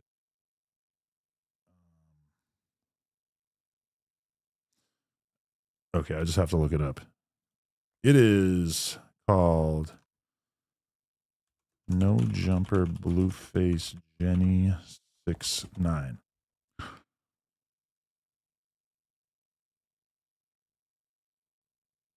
I feel like this should not be hard for us to find. This came out. Yo, I got a statement I would like to make about. Shut up, 22. All right, so I got to go to No Jammer Clips. And then the video file is going to be right here. So this is a full We got 20 minutes of us talking about Jenny 69 and Blueface. The reason why this is in any way of note is because of the fact that Jenny 69 canceled her interview on No Jumper. This is how I revealed it to the world. LMAO, Jenny 69 canceled her interview and collab with Lena because of our conversation about her last week on the podcast. Can anyone go watch it and tell us what we said that was so bad? So what we now need to do in order to do the science is that we need to watch this clip and we need to decide if this was disrespectful enough of Jenny 69 that it's reasonable that she canceled the interview as a result. Let's go. Play this. So this is a clip that has been going viral. Jenny 69 links up with Blueface. Bust down, Tatiana. Has a lot of Rasa podcasters What's that? Oh, I'm okay. upset about this. Yes, we are watching this from the Hater World Media. Yo, Yeah, a lot of them the weren't Mexicans fucking with who are low-key racist against blacks are That's coming out pretty the much what it woodwork. Look how bad it is when people talk while like they're having like a side conversation while I'm trying to introduce the clip. This is why everybody needs to get on the same page because this is just killer. It's very difficult to listen to. Pretty much what it is. I mean, let's just be real. Yo, this, they wasn't fooling with their this is a honeypot. This is We had a couple of weird dual conversation moments, just strategic podcast talk, but there was a couple of moments on last week's podcast where there's like two conversations going on at once. And for me, as a bad podcasting guy, it just had to bring the racists out of their holes. That pissed him off. They was mad. They mad for sure. Oh yeah. The other in his life. Oh my God. Oh, the Rasa podcast might really come into their own with that content. Where was this outrage when she was, her and Lefty were doing their little like slutty videos? She's the Rasa. You know what I'm saying? Yeah, he's yeah. Why would anybody have outrage for Mexican on Mexican debauchery? No, the thing that none of the Mexican podcasters want to say is that they're low key mad at the idea of their queen hooking up with a black guy.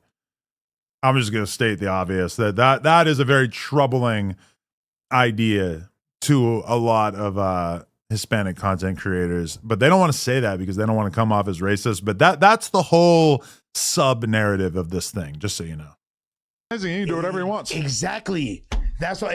That's the whole point. I think that there's a lot of people that because like anybody that thought that Jenny 69 was like the Chicana princess or like the voice of the young Latina, you're out of your fucking mind. Okay, so Lush is dissing right there. Lush is saying you are not the princess of the Chicano community.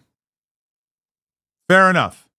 That is disrespectful, but not that disrespectful to just say like, hey, you're not like the goated fucking queen of the Mexican community. I mean, like, are you offended by that?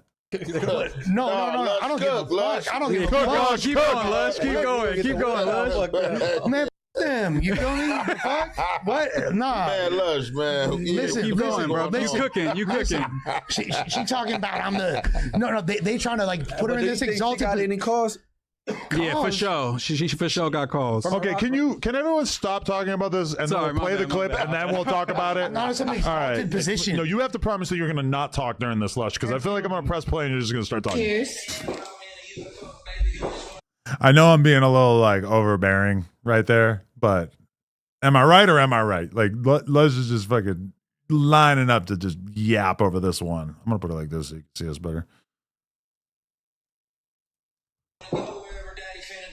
Oh, hell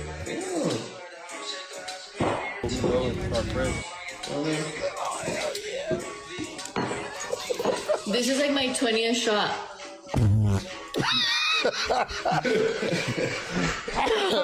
Blueface in there withdrawal.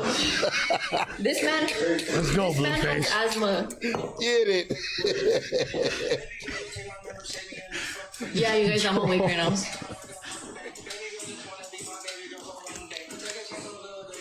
They said blue running. Look at Blueface like, man, let's stop playing. What's When up, I first saw this, when I first saw, hold on, it keeps going.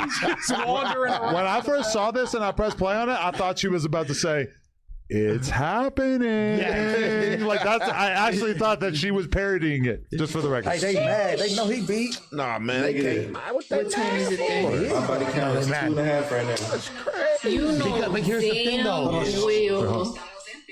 Well, I guess like the body count restarts like when you get out of jail, right? Period. Or $50 off a 6-month supply of contacts. What should we play? Yeah.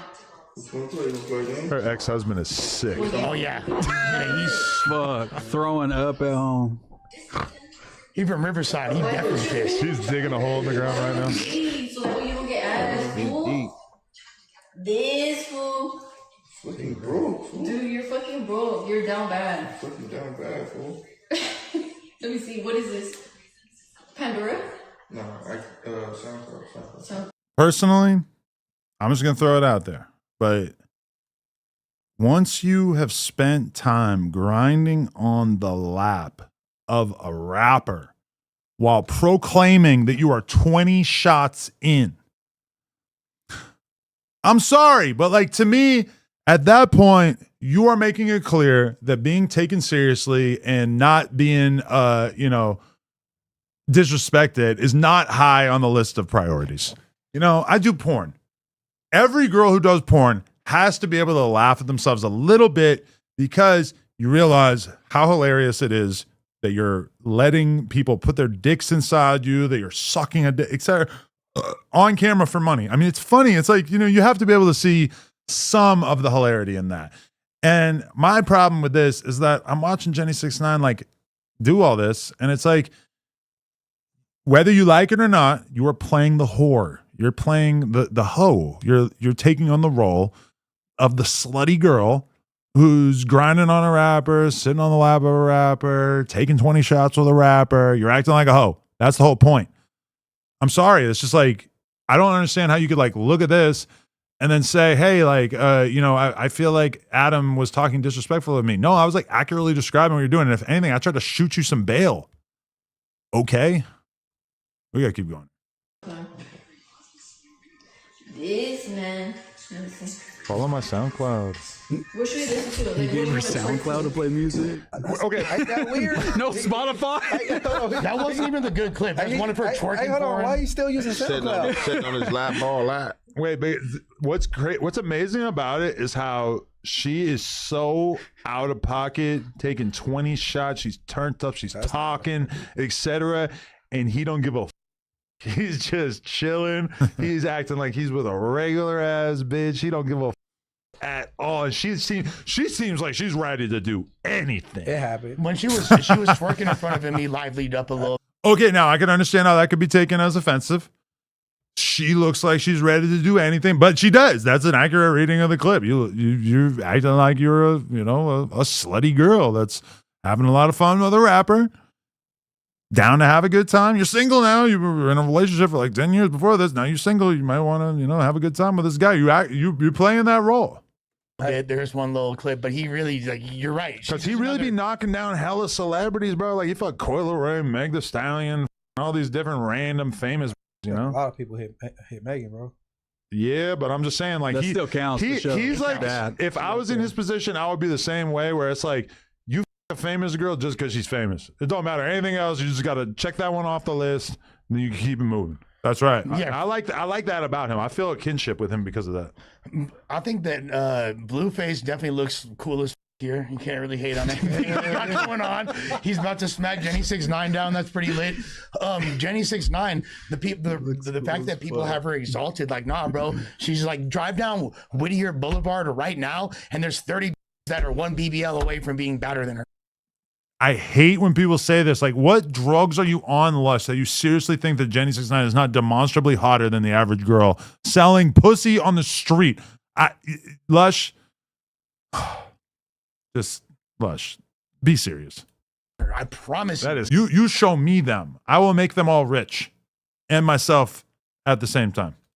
Like, cap and a half. No, it's She's not, bad, bro. bro. She's bad. She is bad. Out of She's here. regular Whittier Boulevard, bro. Right now. I hate when people say that because people always say like, "Oh, if you go to every hookah lounge, you can find 10 ruby roses." It's like, bro, That's not be true. serious. That's not true. If I could find a ruby rose at the hookah lounge, I would be going to the hookah lounge. I would live at the hookah it's lounge. like it would just be like female beauty. Like I'm not saying that Jenny 69 is like the hottest chick of all time, but she is pretty up there. Man, she's hot. You want to? We can. This is what she's offended by. I just said that she's hot as fuck. She is. She's hot. Is this serious? Why are these hyenas so fucking sensitive? God damn it. Go to Hong Kong right now, Adam. You could smack down like 5 of them. Bro, bitches look different at night in the strip club when it's dark as and they got pink lasers flashing everywhere. You're doing meth, you're doing fentanyl, you're doing all that good shit. These look different. We've seen her under the bright lights. No, she's hot, fool. She's definitely bad, but it's not about her looks. You see how bad the on Fig actually look when they slow down the camera as they're passing by? Oftentimes, my reaction is not like, oh, she could be a big porn star, she could be famous, she could be popping. No, my reaction is like, oh, that's a disgusting, burnt out meth head. Like, she looks horrible. Like, I can't believe anybody's. Hey, no, there's been some you put a baby in licking on Fig, and if you didn't know better, you would do it. For real. No, I don't know. I ain't seen it. Nah, not that look like Jenny 69. Can we take like a field trip, no jumper field trip? But the thing is, people want to believe that she's regular because it makes them feel like they're chicks who are on par with her. Like, oh, my bitch regular, so look at she regular too. She's on the same level. No, she is more upper echelon. I'm not saying she's a supermodel. I'm not saying that she's the most diehard possible, but she's at least an 8. Why was I wasting my time going in for her? Look at how hard I was caping for her. I'm married. I don't even have to do this. I should have just been like, yeah, she's mid. Fuck her. If I knew she was going to cancel, I would have trashed her. Monostat 8. You feel me? Like, what is that? What is that? No, Monostat 7. That's what used to watch their cooch out. Like, it's like. What's wrong with that? My bitch douche every single time we shoot content. She douches before. And hold on. What she was talking about having bacterial vaginos. That's normal. It's normal. Yeah, you got to douche. Wait, listen.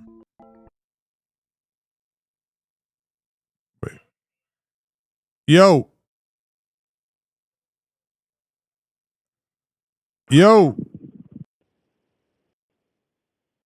Hello? Yo, I see they cut. Rick, baby, what's up? Oh, man, call it. Take it on the great to ever do it. Yo, why you sound like you off the nitrous? My computer might be tripping or something. Yeah, might be the computer. But the air been blowing hard in my room. My throat been it's kind of a weird thing to say. It's kind of funny. Yo, nah, yeah, I feel like this thing that I'm using on my computer is making it sound crazy, but how you living? What's going on? Man, one step at a time, just kicking it. This call from a federal prison. Definitely fucked up. Just kicking it, That's a tag, right? Yo, I gotta. Man, just kicking it. How's it going for your birthday? Yo, I'm gonna disconnect this thing. I'm gonna put this on speaker. Yo. There it is. All right, now it sounds normal. I had to disconnect it from the computer. Yo, what's going on, Brick? How you living? Man, coolin'. Just checking out my guy, man. You already know. Yo, people don't even know. Brick Baby sent me $50 this morning. If I don't click on that on Apple Pay, like it won't go through, right? Because you can't be sending me money from jail, bro. I gotta show my appreciation somehow, man. I ain't got much, but the people that look out for me, you gotta take sacrifices sometimes. Yo, I ain't clicking it. Hopefully it won't go through if I don't click it. I don't know exactly how that works. Give it to Parker. Give it to Parker for Christmas, then. That bitch rich as hell. She don't need nothing. She's going crazy. Hey, man. So what's going on? Any updates in there? How you living? Oh man, ain't no updates. We just right here cooling, waiting for these Thanksgiving turkeys to roll out, man. They're giving us Zanku chicken on Thanksgiving. They balling out on it. Oh, that's pretty hard, man. People outside of LA don't know about that Zanku. That's some good shit. Yeah, that's what I said. I said they stepped their game up. I ain't never had Zanku in jail, but yeah, it's supposed to go down, man. But other than that, just the same 1-2 pull-ups and push-ups, man. Playing poker. Yo, I hate to do it, but I gotta give you a situation that's been going on and just ask for your thoughts on it real quick. What's going on? So, Spodyface and Moneybag Rose banned DC Baby Draco from the 40s because DC Baby Draco was filming with a bunch of swans and stuff who were basically like dissing the 40s or something. Like, you know, he's just doing mad vlogs with mad different hoods and like making people like, you know, people are dissing each other in these videos and stuff. So Spodyface and Moneybag Rose basically like said they don't appreciate him coming to Vernon, etc. And then 4Extras basically like went against that and had him come through and filmed a whole video with him, basically saying he's bigger than the program and he ain't worried about anybody banning him from the set. So it's a little bit of a soap opera unlocking right now. Man, so this is my theory. If a guy is going around doing getting content out of different hoods, right? And he shouldn't be held accountable. That's like him filtering their mouth if he comes to the 40 and say, hey, don't be dissing the Hoovers or don't diss these people. He's just the fly on the wall with the camera. You know what I mean? Like, Right. you can't get mad at DC Baby Draco because he's going right there. Whatever they choose to say, that's on them. They got to live by it. You got to be mad at the Swans. You can't be mad at DC Baby Draco if he's fucking with both sides the same. You know what I mean? He's showing the same love. He's coming to expose the 40s. Giving the 40s exposure. He's exposing the Swans. You know what I mean? He's just doing his job, man. I feel you on that, but my main thing about it is I just feel like a hood must stand united. And if you have an OG like Spodyface saying, hey, we ain't feeling this dude coming to the block, the right way for 4Extra to handle that is for him to basically like have that conversation with Spodyface. Like if he really loves DC Baby Draco like that, have that conversation with him. Don't just bring him to the set and film a whole video and then just hope that he's cool with it. Because now we seeing the Spodyface unfollow 4Extra, so we like, damn, internet beef is tearing cousins apart. Wait, so Spodyface is where, in jail? No, he's free. Nah, he did an interview a couple weeks ago. Well, I mean, they cousins, bro, so I don't think one feels like the other one is an OG, and then, you know what I mean? Like, Moneybag Rose definitely don't have no say-so in what goes on in the 40s, but he is a neighborhood, so he can't pitch his little advice in, but, you know, I don't think 4Extras is one of those people that's going to sit there and let somebody tell him what he can and can't do. I know. We all know his attitude about this shit, you know? That's So this is the one. This is like who's poking their chest out first and who's really the king of the 40s. Yo, it's Game of Thrones over there, and I feel like I relate to Spodyface more now because now I realize that me and him kind of been through something similar where, you know, 4Extra got nerfed and then he turned his back on me. You know, he lost a couple fingers. Shit. All of a sudden, he don't want to be cool with me anymore. I don't even know how that makes sense. That's like very confusing logic from my perspective. But How do you say it? A friend of an enemy is a friend to me. How does it go? enemy of my enemy is a friend of mine. Yeah. It's a friend of me. Yeah. Yeah, I don't know about that one, Adam. You know, I think that you and 4Extra one day will be KISSING. Nah, bro. No smooching, but nah, I mean, like, I would be down to be cool with him way more, but I don't know. He got nerfed and he switched his whole personality up. I don't know what the hell's going on with him. Yeah, I mean, but he went through a life-changing show, man, and I don't know if he thought that was supposed to bring him millions of dollars from. I think that was the problem, yeah. Yo, Yeah, I think he thought that. super quick though.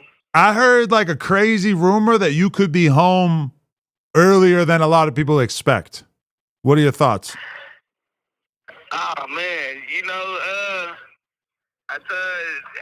probation is looking at my mom's house and other houses that I belong to, man. You know what I mean? And Bush is, I mean, not Bush. He's just like, but Trump is pushing this agenda where if you're 48 months to the house, man, you might can get the Ank Bank. I might be a part of the Ank Bank crew. Yo, that would be fire. But nah, you know, the only place that's gonna know first, man, is No Jumper. We all know that. So, you know what I'm saying? Fingers crossed. Hopefully we get up through there. The phone's beeping, so it might go out any second. But happy C-Day to the greatest on the internet, man. You continue to have a great day, man. Hey, I appreciate that, man. I miss you. I love you. I can't wait till you get your ass back out here. The streets have been missing you. Trust me, like when they say that there's nothing going on in the streets of LA and everything's boring, what they're really saying is Brick Baby been gone. Oh, well, maybe someone will tell him that I said that because he definitely didn't hear it. But shout out to Brick Baby, man. Yeah, that's the craziest rumor and the craziest thing that could possibly happen. And I don't want to sneak.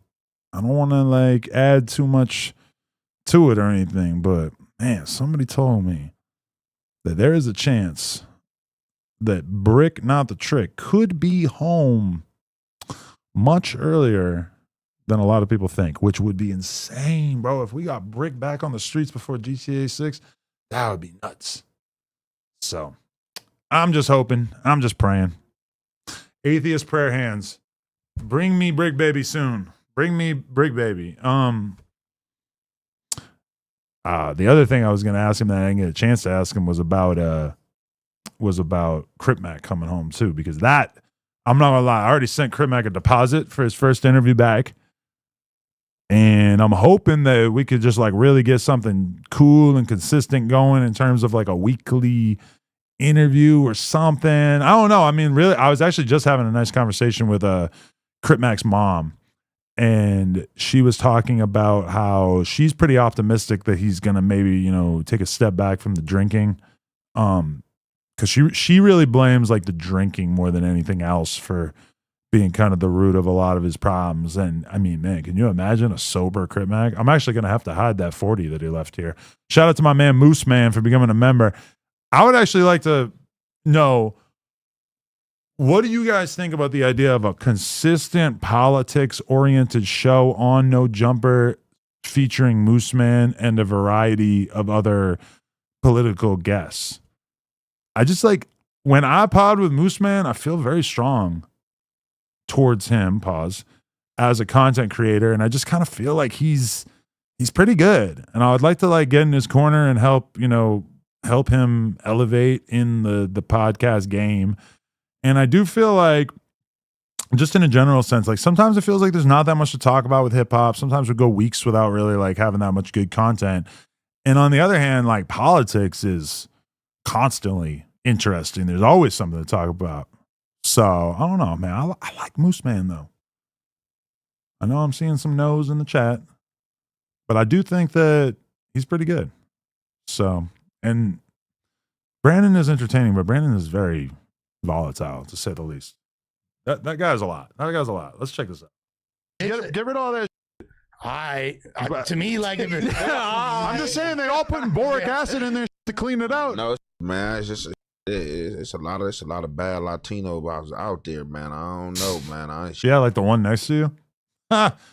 Not a gay joke. Would never do that to Aunt Hefe. She ain't the baddest, man. Man, find me a better one. You're tweaking. In this Rasa scene? Okay, like who's hotter than her in the Rasa scene? We got. I mean, I can't just name who her back. I'm just like really. I don't even. Okay, so for the record, she canceled the interview after I went on stream and basically said that she's so hot that nobody else is even in her category. God, now I have to get her on fucking for an interview. No, and you guys don't even know. You guys don't even know what Jenny said to me via text. Let me read this. Totally forgot to I wasn't gonna post this. Yeah. Okay. I'm not even gonna show it, but I'm gonna read it. I messaged her Saturday, 11 o'clock in the morning. LOL, bruh, you canceled on Lena because of that podcast conversation? I was defending you the whole time. What the fuck is wrong with you?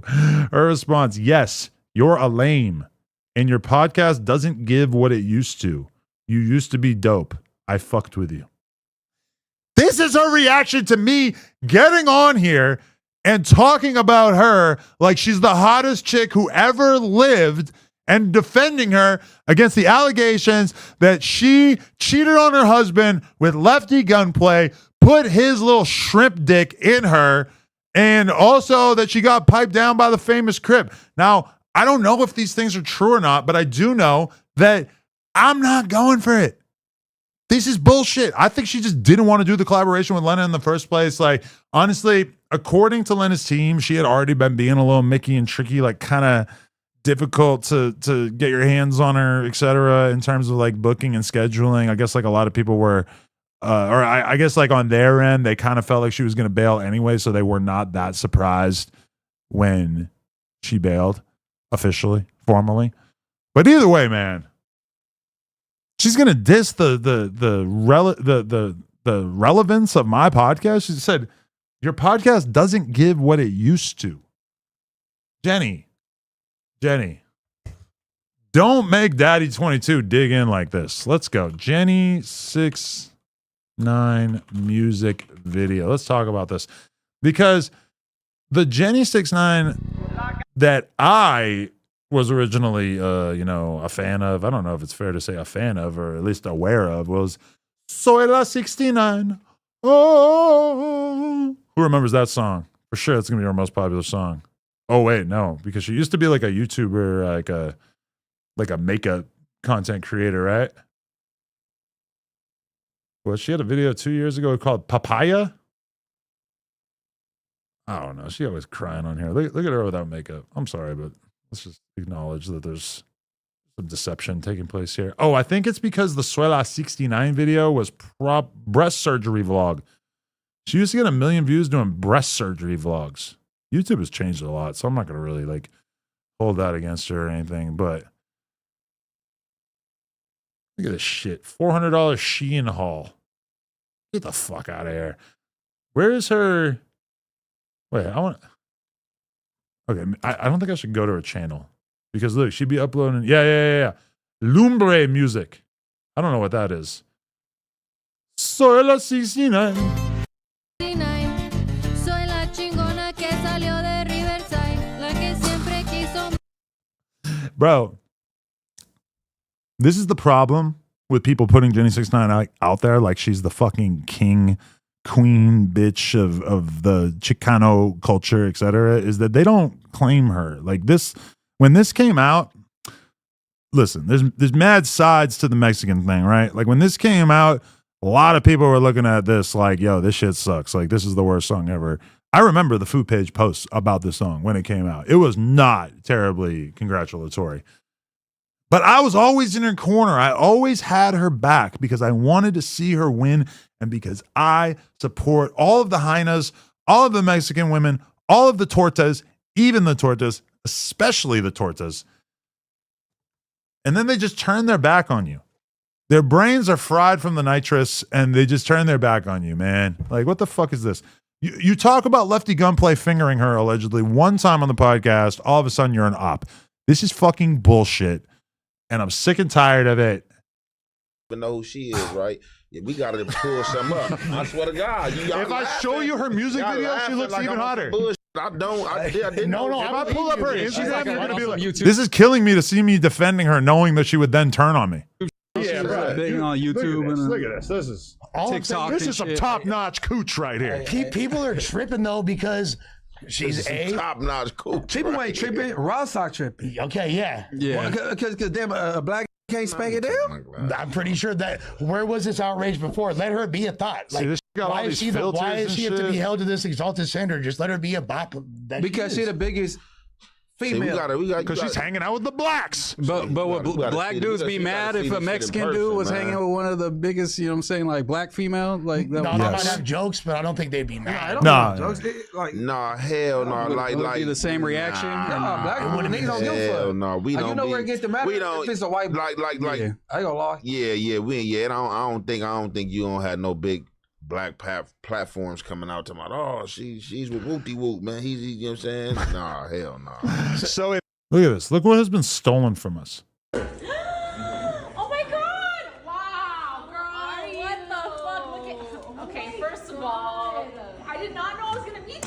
Look, Lena throwing things on the ground. Lena's totally natural here. Like, I think she maybe had just got her makeup done, but she's wearing like super basic clothes compared to Jenny, who kind of looks like a cyborg here. She's kind of got the cyborg fit going on.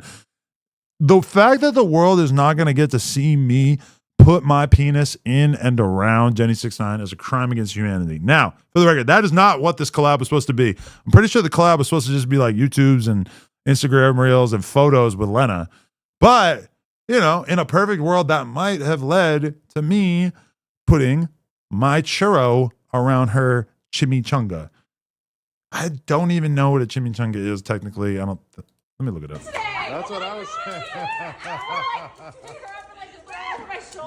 Lena gives up mid pickup. OnlyFans collab coming soon. Very soon. I won't wear this.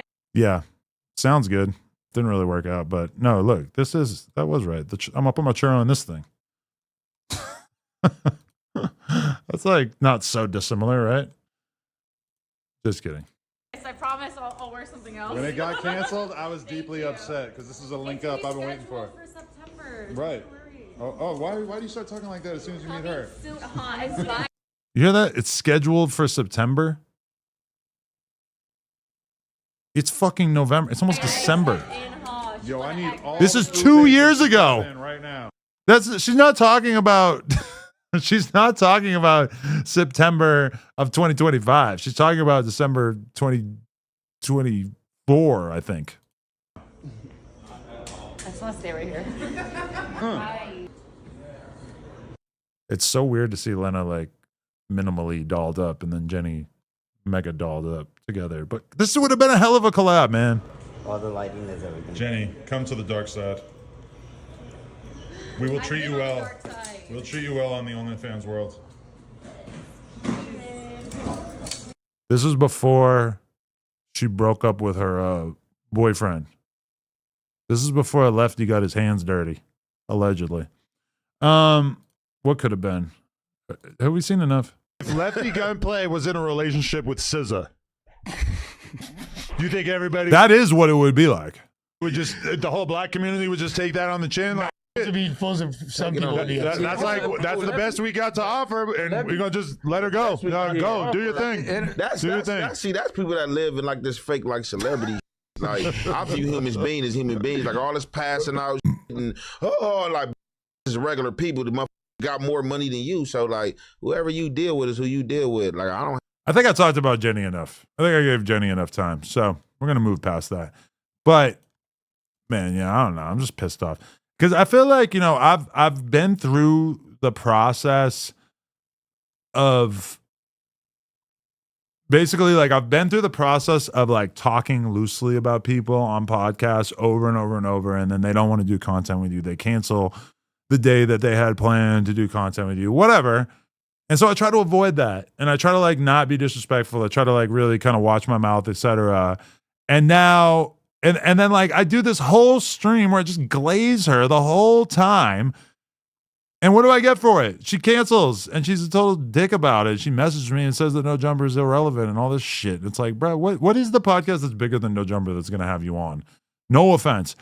Every other podcast that you're going to be on is like, you know, not as big as No Jumper. I mean, I'm like not going to call anybody out for like being smaller or whatever, but like let's be real, even like a lot of those like Rasa podcasts probably don't really want to have you on at this point because you're kind of blown out. No offense, but I mean you've kind of, you know, we've done your bio, we've like talked about where you're from. We don't really need to talk about that anymore, right? So there's a lot of people talking about this, and really I should catch up a little tiny bit too, because I don't want to be entering into this without having done a little bit of the background work, because I just don't want to be like, I don't want to be starting this without explaining the origin of it. All right, fuck it. Actually, why not? Let's let Charlemagne explain the situation to us. Lauren's born day was Saturday. Correct. So she's on the beach somewhere. That's right. That's right. So With Bae. Lauren sent me Which all Bae the, though? Did we figure out which one? She said her only Bae. Now, Lauren set me up with all the rumor reports. So she said, hope you're doing okay and getting through the TNV. I can't wait to get to the pool after I sober up.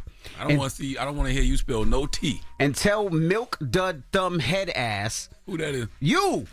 We've been at the going out stage, but I've been extra about him formally asking for a while, and he must have been tired of hearing my mouth, so he asked me. All right, let me get Pastor Joel back up here and explain to you the difference between a girlfriend and a wife. Oh, you better stop it. No, because I just saw the picture of what we talking. Right. She said, stop, Milk Dud Dumb Head Ass. That in the tri-state. All right.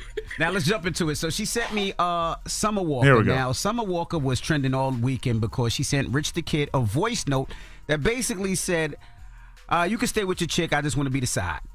I'm not gonna bother y'all. Like, you can buy me a new phone so she don't know the number and save it under Pizza Hut for all I care. I'm not gonna post nothing because y'all was never gonna stop each other anyway. That's why I just like kind of just it up because she was acting crazy. She's always acting crazy. She be fighting people and everything, calling the flower shop looking for the address. Like, I don't have time for that. I can't have a serious relationship with someone when they baby mama act like that. So I'm so glad that y'all are back together. I want y'all to be together forever, and I just want to with you because y'all was never gonna stop each other.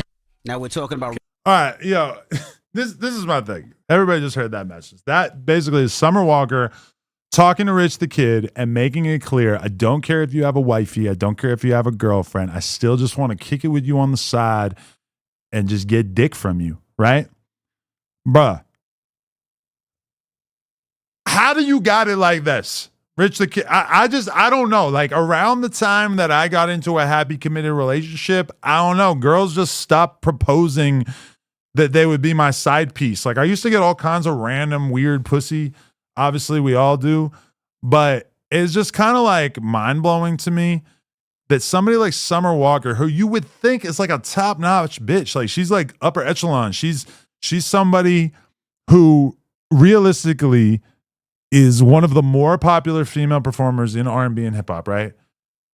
And like she's looking at Rich the Kid like he's such a prize that she just want to throw the pussy at him whenever he wants it, even though he's got a relationship. And she's so not a girl's girl that she's going behind the back of his girl to just fuck around with him a little bit here and there. And she even went as far as to tell him to get a new phone to hide the cheating. Like, what kind of demonic woman are you? This is insane to me. Like, I know so many slutty girls who don't even talk like this, who don't move like this. And then meanwhile, Summer Walker, fly as fuck, successful AF, talented AF, and she moving around like a straight hoochie mama. This is crazy to me. And I was honestly astonished in particular because when Rico Reckless started messing around with Summer Walker, when they started dating, and this man was gung-ho over her, he was nuts over her. He was on cloud nine, so happy to be with her, treating her like $1 million, etc. And we were all talking to him like, bro, like you knocked it out of the park. Like, we're so proud of you, etc. And then we go to find out that this is how she moves around. Like, this is mind blowing to me. Can I say something? That you're a changed man. You're evolved. What? I thank you for reminding me. What All you I'm say? simply saying is I respect it. Like, I respect the side chick who knows their place. She don't want to be the turkey. She wants to be the yams. Right. She want to be the stuffing. She want to be the mac and cheese. Now, Rich the Kid is in a relationship. Okay, and that's nice. It's cool that she knows her place, I guess, that she just wants to be the side piece or whatever. But like, you're telling me that she really just wants to be the side piece, that she's not like willing, that she doesn't see herself as being worthy of being a girlfriend or a wife or whatever. Like, I think that's the thing that is so shocking about this, is for us all to realize how little self-esteem Summer Walker apparently has. And you know who kind of doubled down on this is in this post right here. So this was like on the post about Rico Reckless and Summer Walker, or no, excuse me. This is on the post of the voicemail of Summer Walker saying that shit to Rich the Kid. I thought I would be funny and just tag Rico Reckless like he's like a regular dude. Like, hey, listen to this. And look at what Rico says. This who I got her from. So basically saying that one way or another, he was able to basically get Summer from Rich the Kid, which I'm not sure exactly what he means, but maybe like met her when he was with her. Or I hope it's not a literal like pass off like Rich like Rich the Kid was like, yo, Rico, this bitch got some good pussy, just slid her over to him, because that's kind of what he's making it sound like when he said like this who I got her from. Like he's talking about her right there like she an escort. Allegedly. Not that I actually think that, but that's how they're talking about her. And then Rico said, Day was fucking when I met her.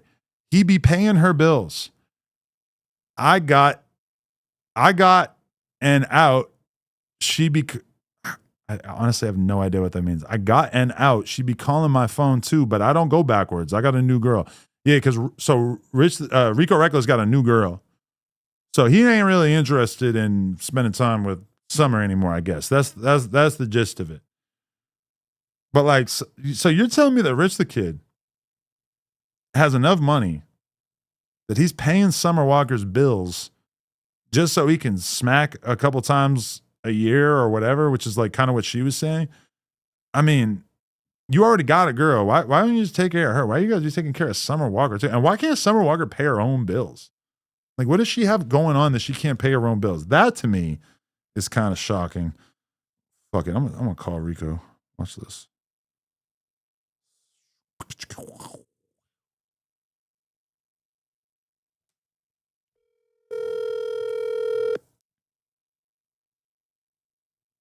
Hello? It's Reckless! Who is? This Adam 22. How you living, my guy? My brother, what you on? Nah, and I'm on stream just watching this footage and just reacting to the Breakfast Club and I don't know. I can't believe this saga, this soap opera that you seem like you have found yourself in, my friend. That shit old. That shit ain't about nothing. Bro, I'm out to wait.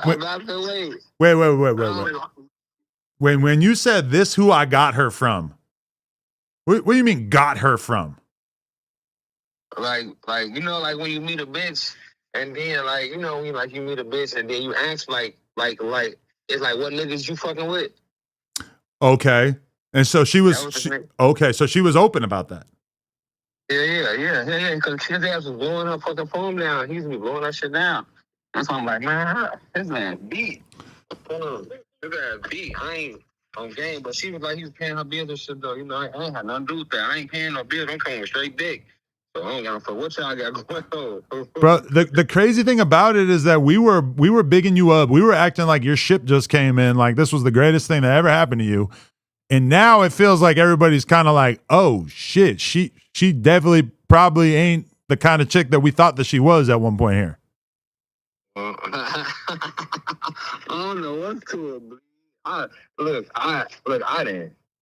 didn't got the fuck on. I got a whole new bitch. I don't even be paying her ass no man. I seen that. I'm happy for you. I know you move on quickly. Let's be real. Rico Reckless is gonna get a new hoe before he gets breakfast. Rico Reckless ain't gonna be lonely for long.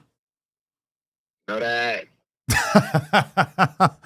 Yo, but all right.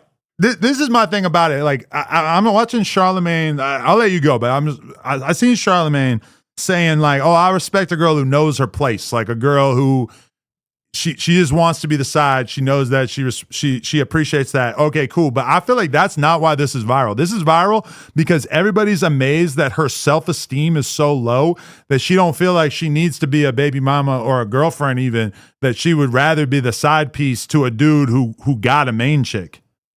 Man, I feel so. Man, look, all we can do is pray for her. I feel sorry for her. All we can do is pray for her, man. You know, you gotta pray for motherfuckers.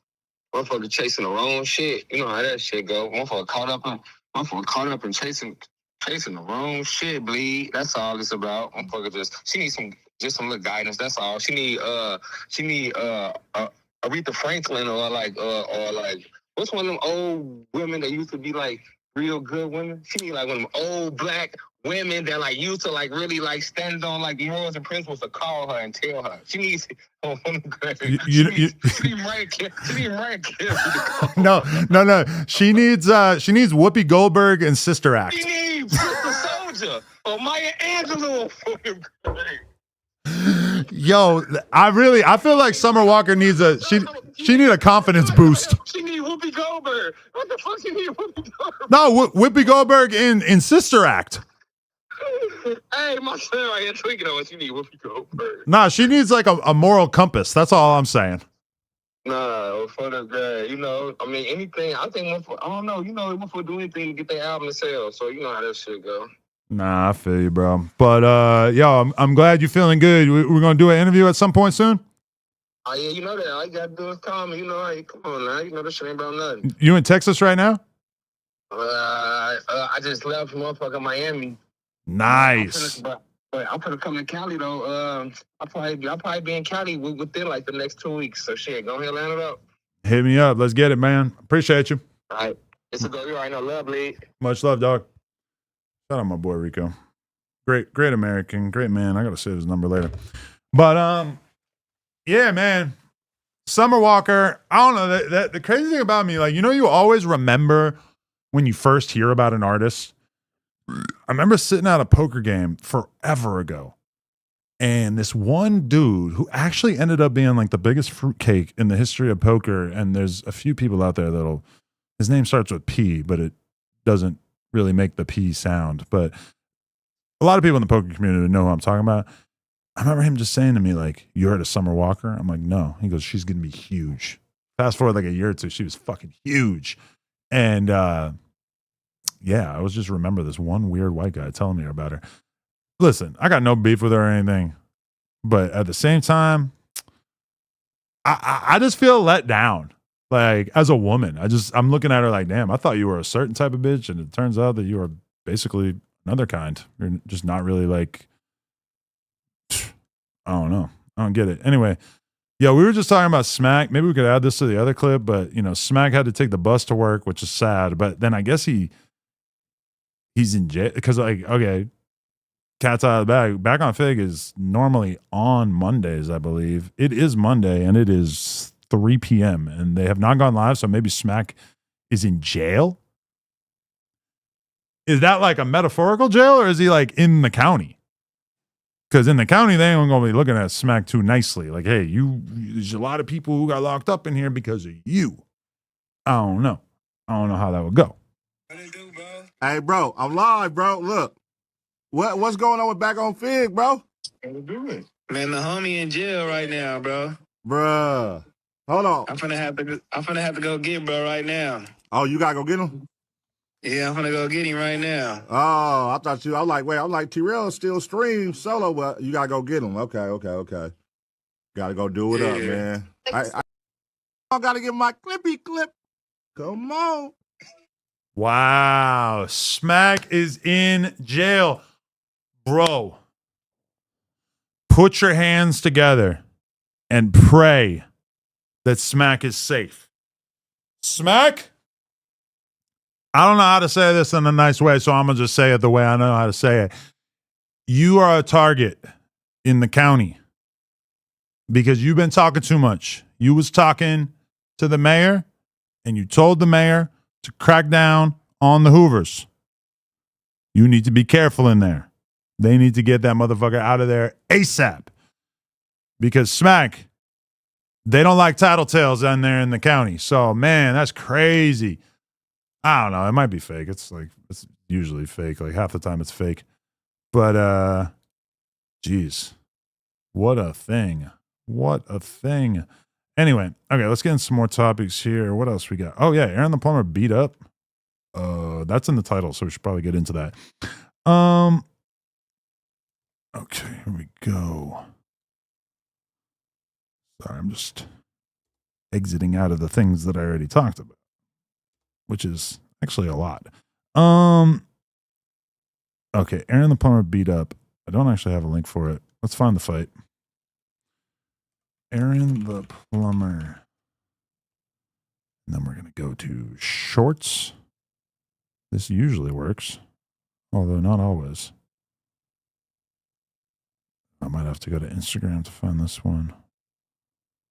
I should have linked it. Aaron the Plumber beat up. I'll just Google it and see what comes up. Aaron the Plumber gets body slammed by opponent. That is actually what this is. Hip Hop Spot TV. One thing that we're not missing out on is Instagram accounts reposting random content because they're all doing it. All right, let's watch this. So I don't know exactly what happened. I'm not sure totally exactly how this went down. But Aaron the Plumber ended up in a street fight with some guy and he got brutally body slammed. Let's check it out.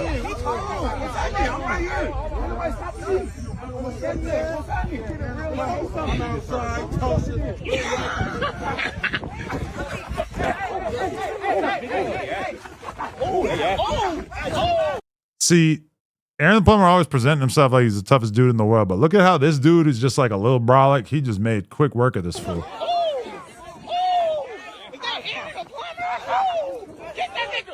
Oh, with the body slam. He picked him up like a child. I'm gonna be honest, it don't look too good. Like, really, you as you watch this clip, you start to get a perspective on the fact that Aaron the Plumber is a little pipsqueak of a man. That he's just a little guy, you know? It's like like if you had like a really strong 5-year-old, you could still kind of pick him up and body slam him, right? It's like, yeah, all right, you're strong, but you're tiny, you know? You weigh like 100 pounds. Aaron the Plumber is like a little dwarf. So you put him in the ring against like one big strong dude, boom, you're getting slammed in the middle of the parking lot. I mean, this is rough.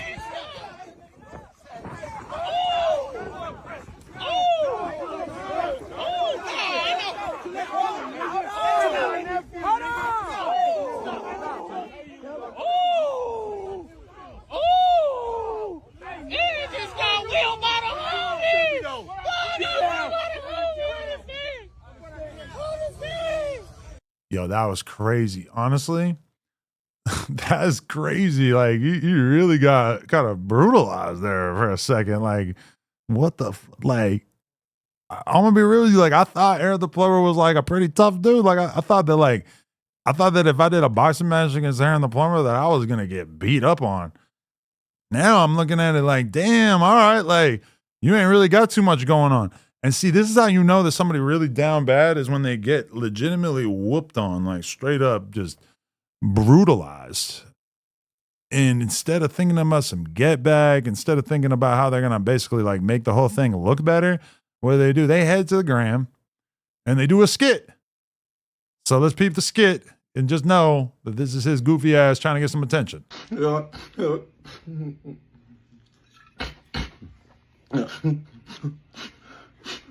Fade tour is officially over, Bernetsky. After what they did to me in Tulsa, Oklahoma. You hurt my pride. You hurt my pride, Bernetsky. Y'all let that fat ass nigga jump on my back. Nigga fucked up my scapula. Look at my shit, my scapula.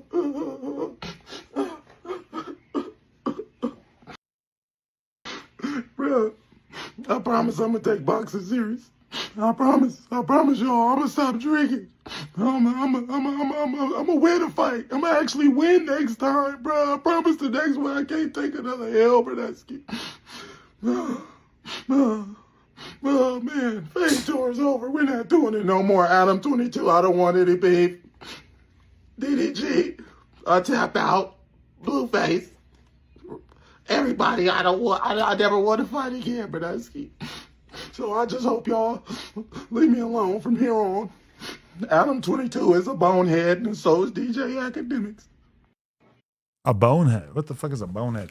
Anyway, yeah, man, I don't know. I'm watching this clip. It's like, I understand you're trying to make a joke out of the fact that you got beat up. This is like a thing that a lot of people do online now because it actually comes to mind. Like, remember when Brandon challenged Pun to a fight? And it was like, Brandon was telling Pun, let's meet up in a dojo, in a ring, at a boxing gym, etc., and we can really fight and we can actually really figure out who's tougher. Now, to be fair, Brandon has also kind of ducked some fights as well, in particular with that one guy in the garage. But like, Pun had the opportunity right there in front of him that he could have gone to this boxing ring and he could have let everybody see exactly how tough he is or not tough he is, and it would have been, illuminating. Like, Pun could have easily just let the sunlight disinfect the whole situation, and we would have found out who was tougher, Brandon or Pun. And instead, Pun goes and gets a what was it? What are those things called? A kimono? Not a kimono. A gi. He went and got a gi, which is like the traditional karate uniform. And then he did a stream, and he basically just talked a bunch of shit and like made a big joke out of it while wearing the gi. So he had a fight opportunity right in front of him that he could have proved, his hands being so good, and instead he did a skit. He got a gi. Did he spend hundreds of dollars to get a gi, or did he like borrow it from someone and did he rent it? I don't really know, but either way, it was a serious street thing. Instead, he decided to turn it into a joke. Now we have Aaron the Plumber following the same exact playbook, which is that he got beat up, he got body slammed, he got thrown into the dirt, which, hey, if you are the Fade King, these things are going to happen. Even all of the toughest Fade warriors throughout history have lost fades, right? But Aaron the Plumber, instead of like being a man about it and just acknowledging that, yeah, he took the L and that things didn't really go so well for him, he decides that he wants to turn it into a comedy thing, create a little skit out of it, put a couple of rainbow bandages on his face. And I mean, I don't even know like what this is supposed to like represent right here. You got like some toilet paper dangling off his face, etc. All I'm saying is that when I look at this, I'm seeing a guy who is trying in any way possible to rewrite the narrative of him getting whooped on. So he's trying to turn it into a joke. And, I get it. Like, if I got whooped on, I guess I'll probably end up doing the same thing. I'll probably try to turn it into a joke. Show that you can laugh about it.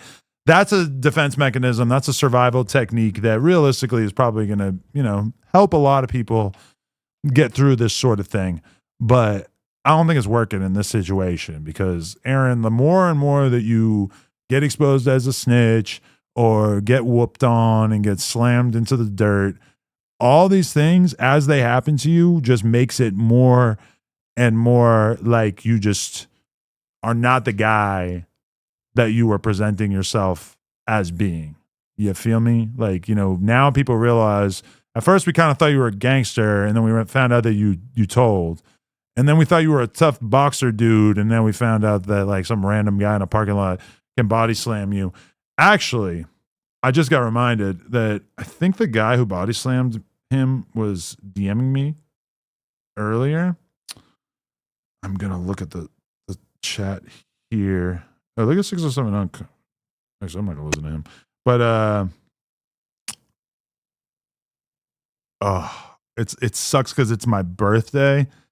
So I'm getting so many DMs that I can't find the DM that I got earlier that was somebody purporting to be this guy.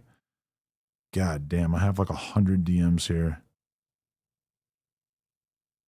So I can't find it.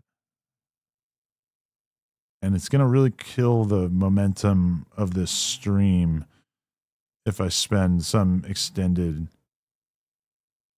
period of time going through this. So I'm just going to give up. But yeah, that guy wants to hop on a podcast. He wants to do a podcast with me. I am not going to, I would rather just like call him on stream rather than do a whole fucking interview. I don't think like body slamming at Aaron the Plumber is really enough to do like a whole interview. I'd rather just have him call in on something like this, but it is what it is. All right. So Aaron the Plumber got beat up. His aura is gone. Aura the Plumber is no longer. You're just Aaron the Plumber now. You're plumbing for aura is how I would put it. I don't know. The whole thing kind of embarrassing. I'm not gonna lie. Okay. Here's a little bit of an update. Okay. Big Sad has been on the receiving end of Blueface's torment Blueface has been making it clear that he don't fuck with Big Sad and he's disrespecting him at every turn. Let's check it out. So what's your beef, if any, or relationship currently with Blueface? You know what I'm saying? And number two, if the bag was right, you know what I'm saying, since you're an artist, would you do a song and video with him? If the bag Why not just ask the first part of the question and then ask the second part of the question? If you ask multiple questions in a row, you're kind of like begging the artist to speed run through all of them and not really give each individual question the attention that is necessary. So yeah, why not just ask one question and then keep it simple and then move on to the next ones once he answers the first one? was right, honestly. It ain't no beef. You said beef? Is there any, because a lot of people on the internet are speculating, thinking there's beef, you know what I'm saying? So we want to clarify it right now for the people that didn't know, you know what I'm saying? What's your relationship with Blueface? First day in, I'm squabbling a Tank Twin. Where you from? Because I'm squabbling on stank twanks and pool putts. Oh my goodness, Diddy, you're not finna compare me. They're gonna be like, man, this nigga going crazy. You talking about some valedictorian shit. Let's meet up, nigga. Fuck it, nigga. Let's crash out, nigga. Fuck all this rapping and shit. Let's meet up, nigga. What's up? You with it? You want to meet up in pussy or what? Huh? Let's meet up in nigga. On the dead homies, nigga. You ain't with it, nigga. Football player. Nigga, I was gangbanging. You was playing football, bitch. Let's meet up in nigga. It's no beef for Blue. Let's meet up and die is probably one of the better catchphrases to have emerged in hip hop in recent years. I just want to throw that out there. That meet up and die. Let's meet up and die. Let's just die. Yeah. It's a Monday afternoon. Let's die. Blueface. I like Blueface. Nigga, I was turned up to the studio, one of his songs. Okay. People just they let the internet run with stories and they get confused up. Okay. And I can't explain. That's the internet. Mm-hmm. We in the real world sometimes. What you see on the internet might not exist in the real world. Yeah, that part. You know what I'm saying? It's one of them type of situations. So if the bag was right, would you do a collab with him? You know what I'm saying? Like I said, you know what I'm saying? It ain't even about a bag. I fuck with his music. Okay. Shit, all he gotta do is reach out. But he doing his thing. I'm doing my thing. If he was to reach out and wanted to do a song, hell, that should have put me on. There you guys, you had it first. You know what I'm saying? You're hearing it. Exclusive. Give me 30%. Yeah. 30%. You know what I'm saying? Come on, man. 30%. So my thing is, obviously, it's not a secret. You know what I'm saying? You a gangbanger and all that. You know what I'm saying? So my thing is, do you? I mean, wait, is it You still feel going? it's weird when you see like people like athletes try to bang? Because you know there's a lot of. Yeah, I don't care about that. I feel like Big Sad was like weirdly transparent there, which is like, yeah, let's do a song together. You only have to give me 30%. I mean, that feels like that's him got to being honest about like, yeah, shit, that would be a good look. I wouldn't mind that. But we do have a new Big Sad diss track that came out one day ago. This is a diss song that Big Sad made about Blueface, trying to harness a bit of the viral momentum that has been coming his way as a result of the Blueface diss. He did use this AI photo of Blueface for the cover, which I'll admit that is pretty funny. But yeah, I guess let's check this out. God damn it. Okay, there's got to be a version of it on YouTube. Big Sad meet up and die. Here we go. Oh god, but we gotta watch this dude fucking react to it. That's what I was planning on. Okay, should I just log into SoundCloud? I haven't been logged into SoundCloud and like, is it just? I think it's just my Gmail. Yeah, if I only have to press one button, I don't mind logging in. Sign in Google. That's me. Should work, right? Why wouldn't it work? God, I have to do a two-factor. That is not what I was hoping to do right now. Two-factor authentication. Happy birthday, 22. Can we get a Brian Pumper update? I wish that I had an update for you, my friend, but I really don't. I haven't got any update in a long-ass time. Actually, I mean, I'll be real with you. I heard he's a smoker now. Like, maybe not a literal complete smoker, but like something on the smoker spectrum from what I've been told. And as a result, I think it's probably pretty unlikely that Brian Pumper is going to come through and do an interview, since from what I understand, he was not really trying to do a lot of interviews like when he was actually in decent shape physically and emotionally. And now that he's allegedly smoking on that pookie pipe, he's smoking on the pookie pipe. Now that he's allegedly smoking on the pookie pipe, I think probably also, it's going to be less likely that he's going to want to do content, since I'm pretty sure he's not doing too good. Now, I did, at one point I sent a dude $500 as a deposit to do a Brian Plumber interview. And I just realized I'm getting this error. You've exceeded your upload limit.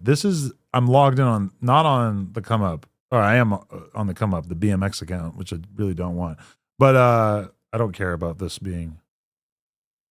Wait, who already hearted this? Oh, it already says heart, even if it's not hearted? Okay, let's listen to it. This is the Big Sad diss towards Blueface. What up, Oos?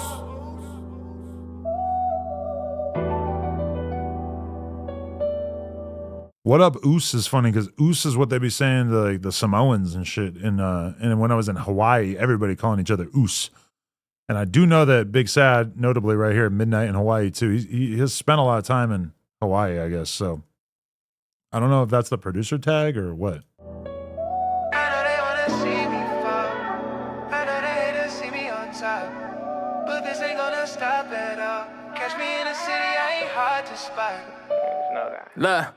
Personally, I would be good without the R&B singer on the hook for a diss song. That's not really the energy that I was expecting here, and I'm already kind of questioning. This doesn't sound like it's going to be a Blueface diss. I'm wondering, did he put out a regular song and just call it Meet Up and Die and put Blueface as the thing? I don't know. That seems possible. I know I'm going straight to hell for all the shit I did. I know that. Fuck, I look like losing war to a suburban kid. I had them niggas get on foot and come and murder shit.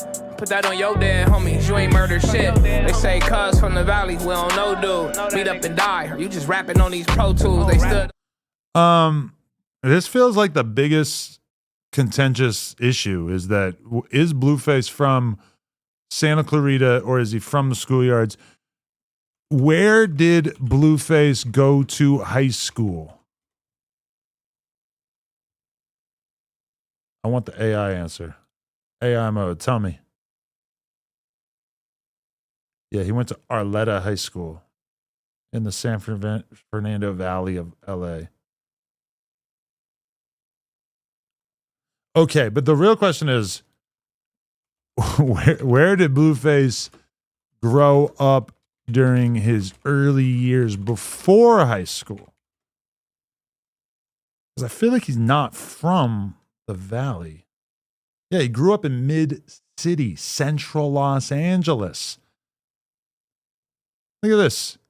He attended multiple elementary schools in the Los Angeles area. He did not move to the San Fernando Valley until later. He did live with his mother for a period of time in the Santa Clarita Valley. He also lived in Oakland for a period of time. Anyway, I don't know where these fucking elementary schools are. I'm just saying that from the perspective of like, yeah, he like moved to the Valley at a certain point because he was doing well as a football player. That's not the end of the world, right? And then they smoke, dude. They cried about it, but I ain't never see them post, dude.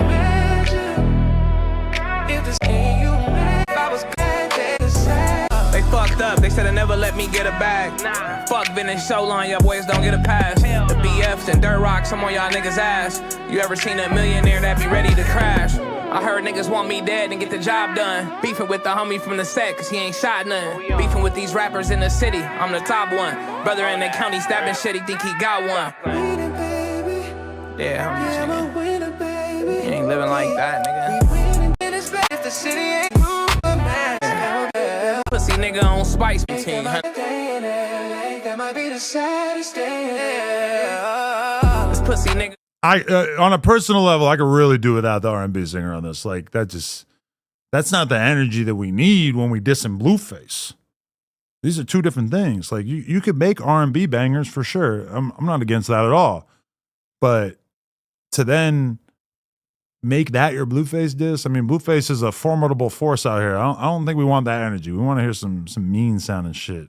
Big Sad. That's just my opinion. Nigga on Spice, but gotta come down. Tiny Bodino carry strap, you gon' get run down. You can do your dance, grab your pants, but I'm the one now. Scrap yard killer, broad day or when the sun down. He was on that 50-50 yard, so he don't come around. TC-48 was cool, he like my son now. And C5 mad at Blueface, cause he a bum now. Scared go to church, cause I ain't never put my gun down, nigga. Straight.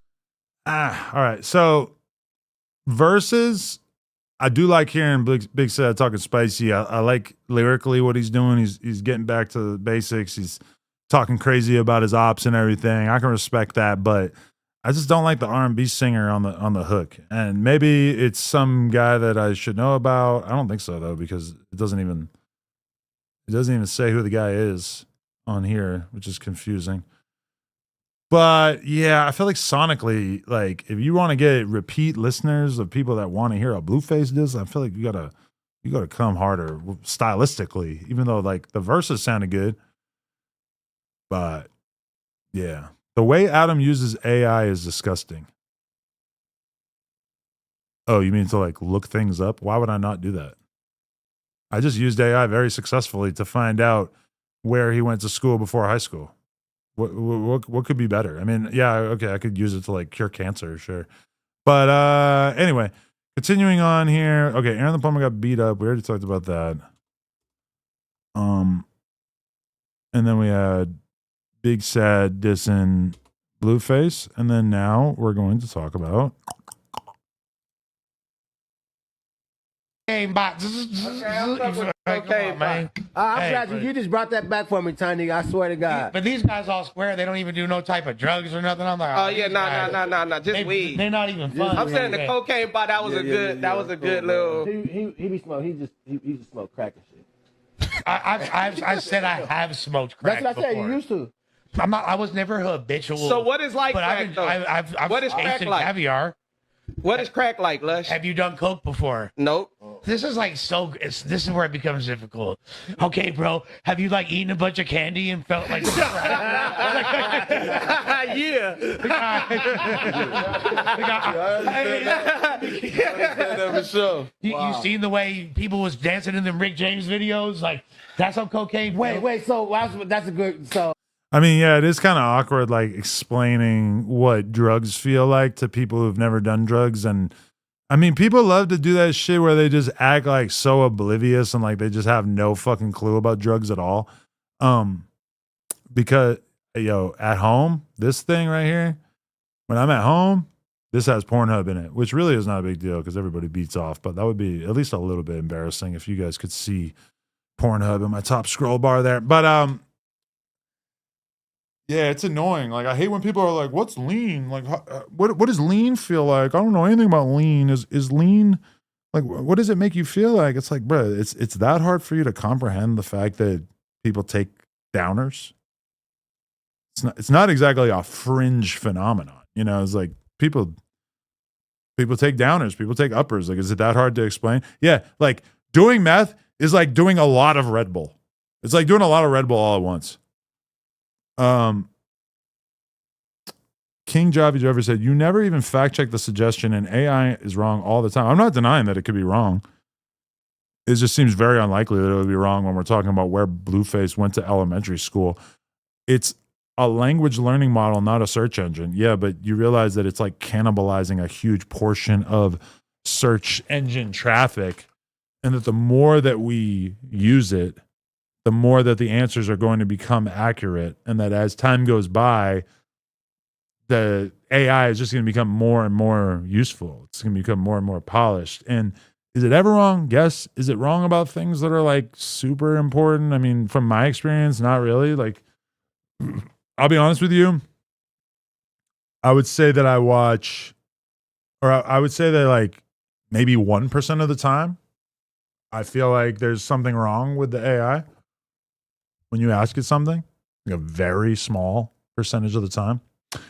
But that's just me. All right, what else we got to get into here? We already talked about Charlamagne talking about Summer Walker. This says Max Moment, but I already forgot what Max means. Oh, no. So I want to watch this racist lady. Let's talk about this one. I seen this on Twitter this morning, and are you serious? It already got deleted. Okay. Racist lady alert. That's what I wrote. Racist lady alert is not available. I guess let's talk about Brandon Buckingham, man. Fuck it. Let's talk about it. So,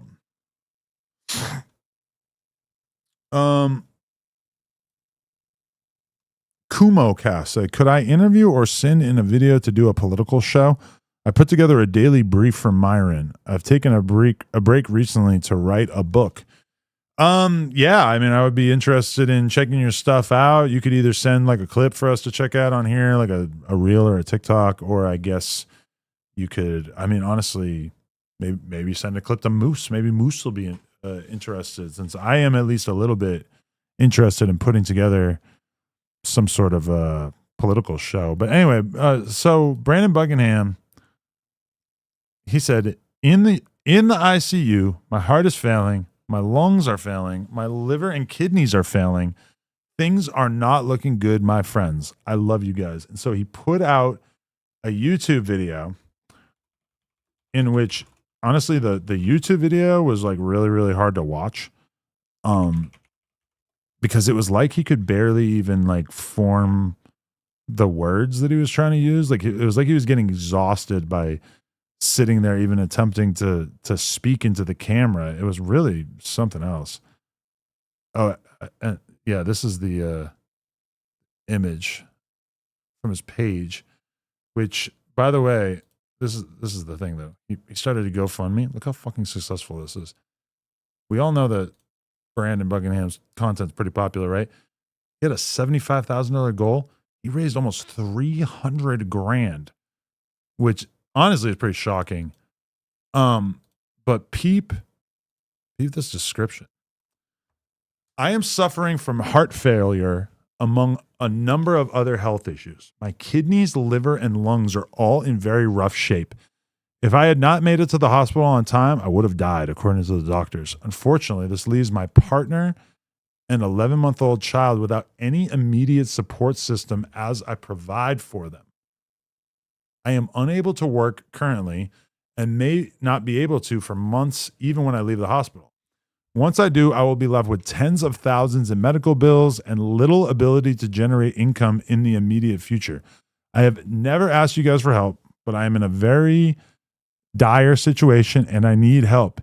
If you have it in your heart and can afford it, please donate to my GoFundMe for my family and I. And if you cannot, then please watch my videos, as there won't be any new ones for some time. The link is in my Instagram bio. Thank you to all who donate, and God bless. Now, okay. I have seen a couple of different reactions to this, and I'll address both the styles of responses to this that I've seen.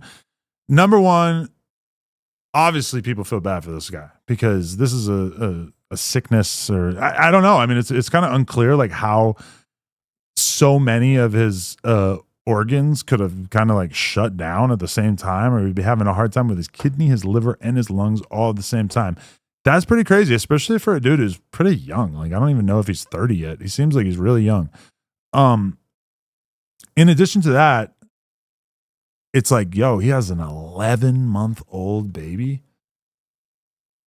Like, I already knew that. I'd already seen that he had a kid, which is like, that's pretty much why I felt horrible when I first saw him post this. Like, primarily just the fact that I know that does he post his kid? I feel like I've seen him post his kid before. Maybe not, though, because we're pretty far back already. Yeah, maybe he doesn't post him at all. Him or her. Either way, I felt horrible when I seen that shit, just because, like, listen, me and Brandon Buckingham have had some issues. Just to give you the super, super short timeline version of it, basically, like, Brandon Buckingham, I think, like, hit me up, tried to do content back in the day, but this was while he was beefing with Danny Mullen. And, you know, I felt some level of solidarity with Danny Mullen. So I was like, I just didn't respond to him. I was just like, I'm not going to do content with him because Danny was getting into beef with him or whatever. They have a whole thing. You can watch crazy YouTube videos about why they fell out and everything like that, right? But then fast forward, Brandon Buckingham, like at one point he put a diss song out about me. And then after that, like I think he was saying stuff about my girl and stuff. So like basically he was pissed off that I ignored him back in the day or whatever. I don't think I ever dissed him. And he started like basically just talking a bunch of shit, clout chasing, whatever. But like, you know, now he's huge. So I'll give it to him.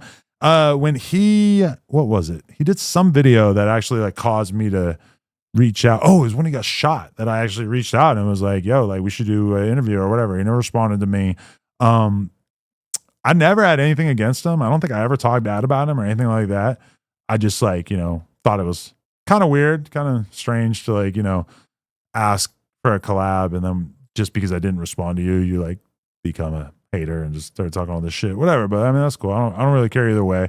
I actually like his content. His YouTube content has been very inspirational to me. I've actually like watched a lot of it and like it's made me want to sort of do similar content, So I got nothing against the guy. That's the positive side of it, I guess. The negative side of things is I've watched this guy's videos, okay? And I've seen him consuming what I would describe as heroic amounts of drugs and alcohol. One video in particular that stood out to me was, I think he was in the projects in DC, and some random hood dude was like, yo, like, let's take shots. And they each went back and forth and took like 10 shots each, which was so mind-blowing to me that this dude was able to be filming a YouTube video. He's already been drinking, and then he's going to take 10 more shots and then maybe continue drinking after that. Like, to me, that is a shocking amount of alcohol for a human being to be able to consume. So, to be totally fair, like I've known people throughout my life who had this sort of ability to consume huge amounts of drugs and alcohol, right? Like this is just not like, it's not totally new to me. I've known a lot of people throughout my life who were able to consume crazy amounts. But that being said, like the fact that he's able to drink that much, the fact that when I watched the O-Block video that he did a few months ago, maybe like 6 months ago or something, that is like, he blatantly was off like a bad fent pill or something. Like he was off like a fake perk or something, I think. So, when I see that he's having issues with his kidney, liver, and lungs, it's kind of making me feel like, oh shit, like, are you doing drugs on a consistent basis? Are you like, how much? Like, are you drinking on a consistent basis? I don't really know. Because from looking at him, he looks like he's in decent shape, right? He seems like he's fine. Like he seems like he's, like he's not fat. He's not like rail thin. He seems like he's fine. I don't know, man. Like I know for me personally, I stopped doing drugs like about 1.5 years before I had a kid. And I just can't really like fathom having a kid and still continuing to do like huge amounts of drugs. Like even having a kid really, really like hyped me up, even though it took a few years to stop smoking weed, just because I feel like in the long run, I want to be around for my family and everything. And even just smoking weed, like I know that shit is going to take years off my life. So that to me is like, I really don't want to shorten my lifespan knowing that I have a kid to take care of. So, I definitely wish the best for him, but at the same time, it is kind of crazy, like that you were doing this much drugs. Like I don't know for 100% fact that the injuries or the conditions that he's suffering from are the result of drinking and drugs, but it stands to reason that is very, very likely. And in addition to that, it's like, I think it was on the description on his GoFundMe. It said that he's $100,000+ in debt already. Whoa. Listen, I pay a lot of fucking money for health insurance for me and my family.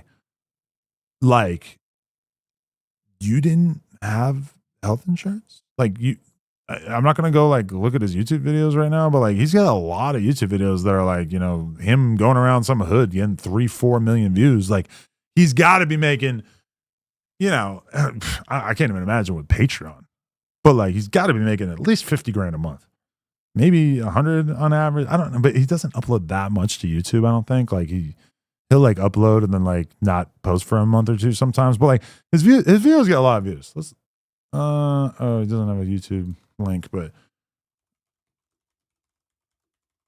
I mean, he gets a lot of fucking views to not have health insurance. Like that seems kind of crazy to me.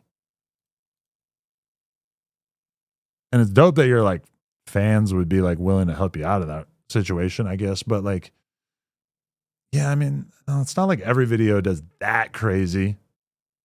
1.4 million views. Like, it's weird because like the hood stuff does like by far the best, huh?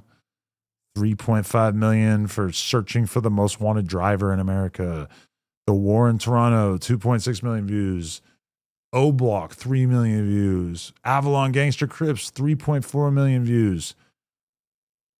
But then, yeah, look how weird it is that, like, The Gathering at the Juggalos, 700K. Drinking with My Grandpa, 273K. I mean, this happens to all of us. But, you know, like, if you do something that's, like, not salacious, it's not going to do as well or whatever. But, like, Why I Hate DJ Academics. Grooming, Lies, and Manipulation. I've actually never watched this one.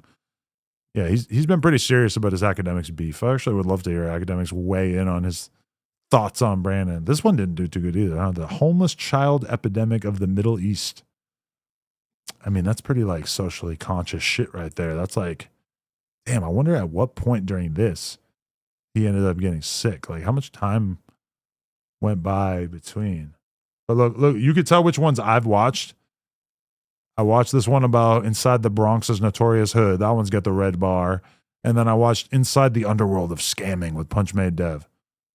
So I'm tapped in, at least a little bit. But like, watch this. Watch how like weird this is. Guys, my name is Brandon Buckingham, and it really pains me to... Like the audio is really bad. And he's holding a mic, which makes me feel like he was not really involved in the upload process of this piece of content. Write this, but I feel obligated to only because I have an 11-month-old baby who is taken care of by my beautiful stay-at-home wife who I provide for. 4 days ago, I woke up not knowing where I was, completely deaf. My feet were swollen, and I was in severe pain. I was rushed to urgent care. Look how he can barely even get the sentence out because he's breathing so hard. Like, I don't know, man.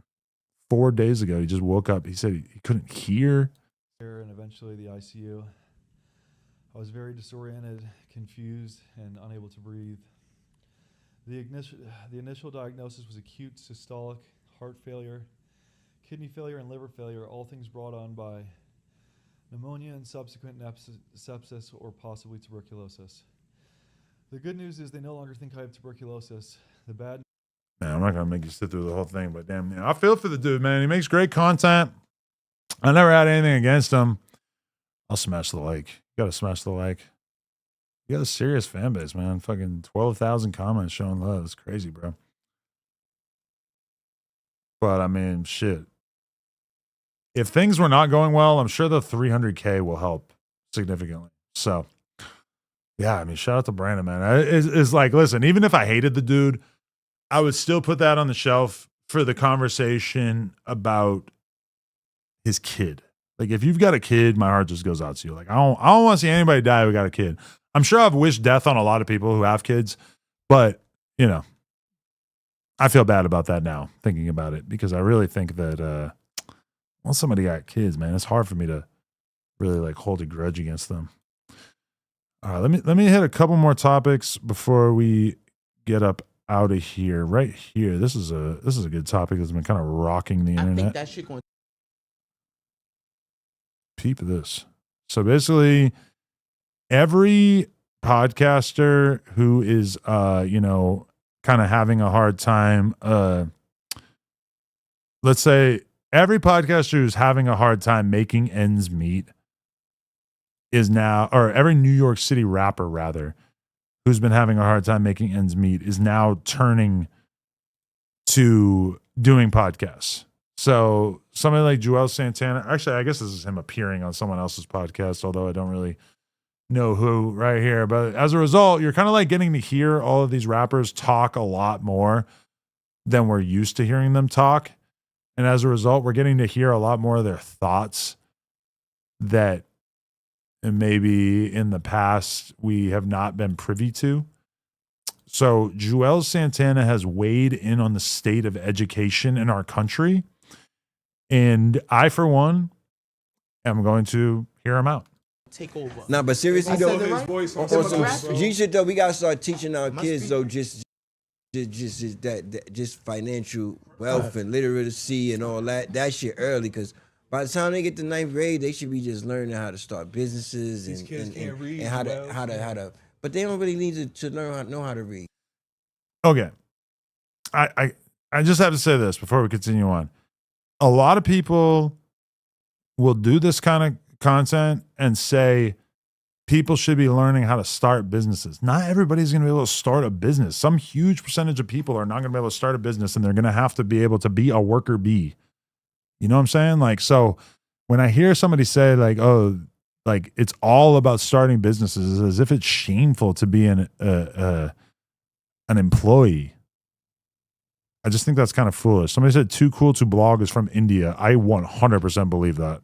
Wait, stop. Wait, I ain't gonna say that. I say that. Okay, so he just said the thing about kids not needing to learn to read. I ain't gonna say that. I say that.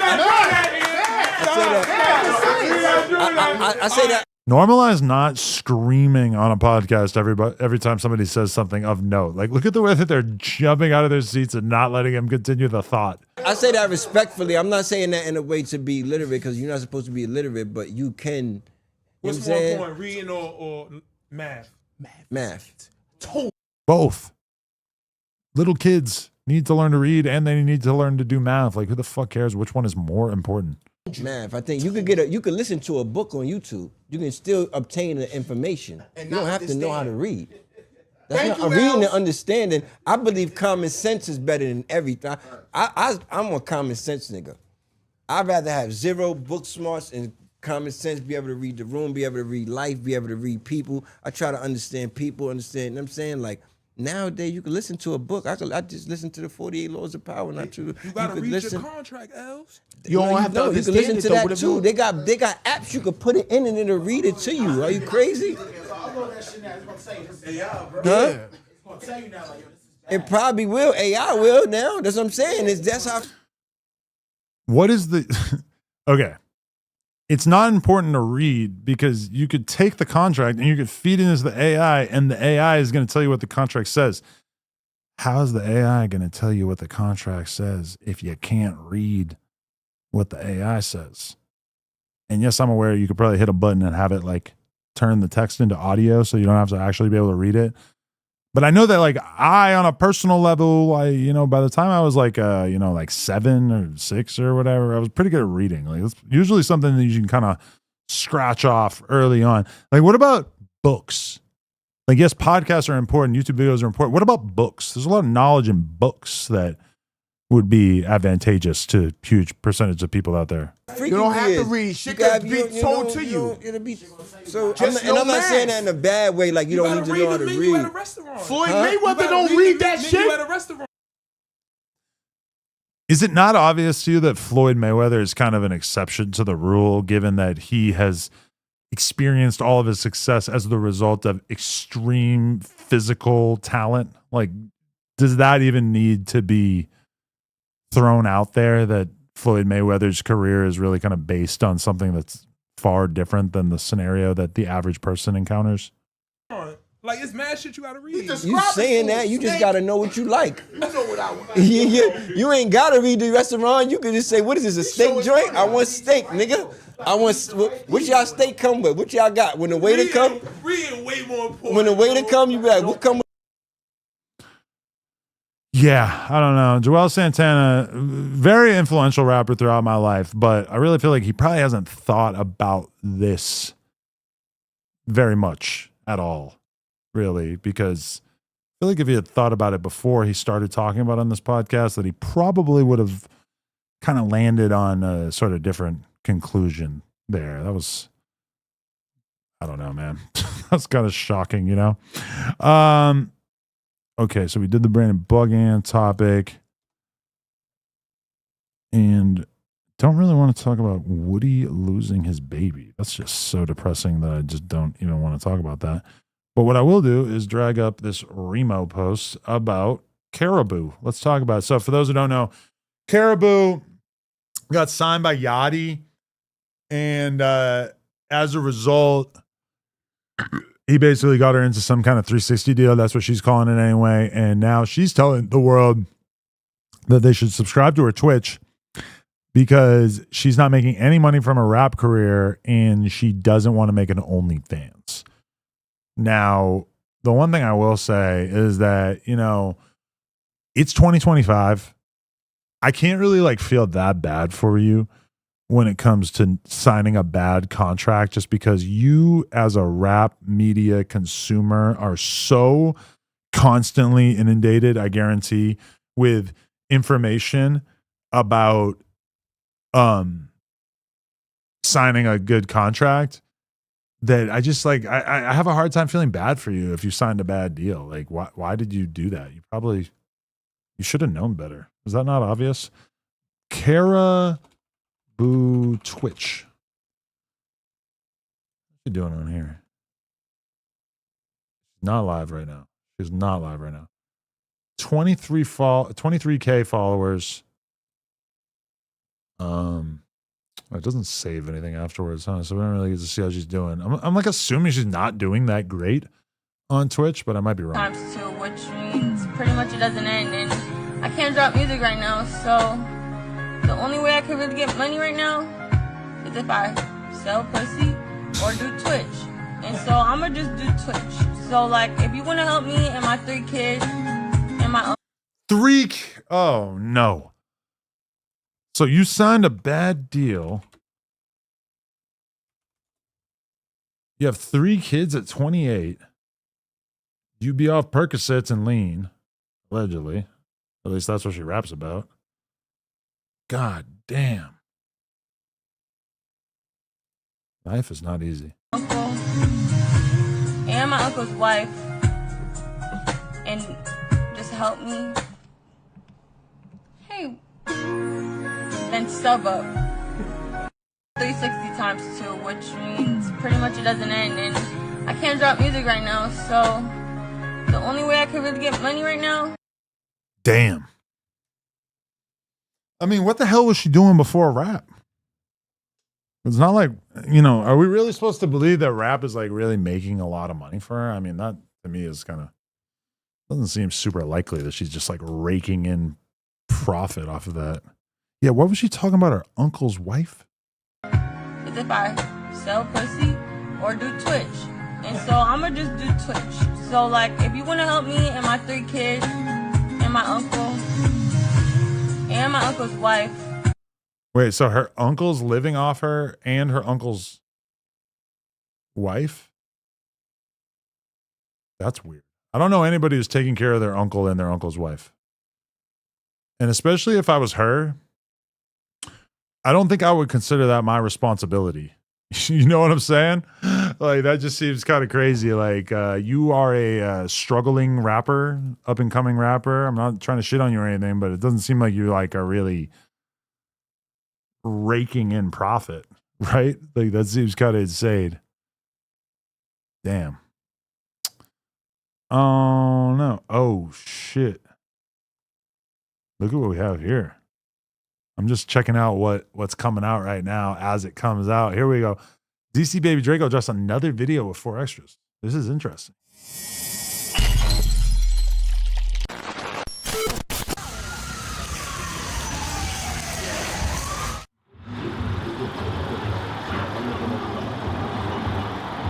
Got the picture?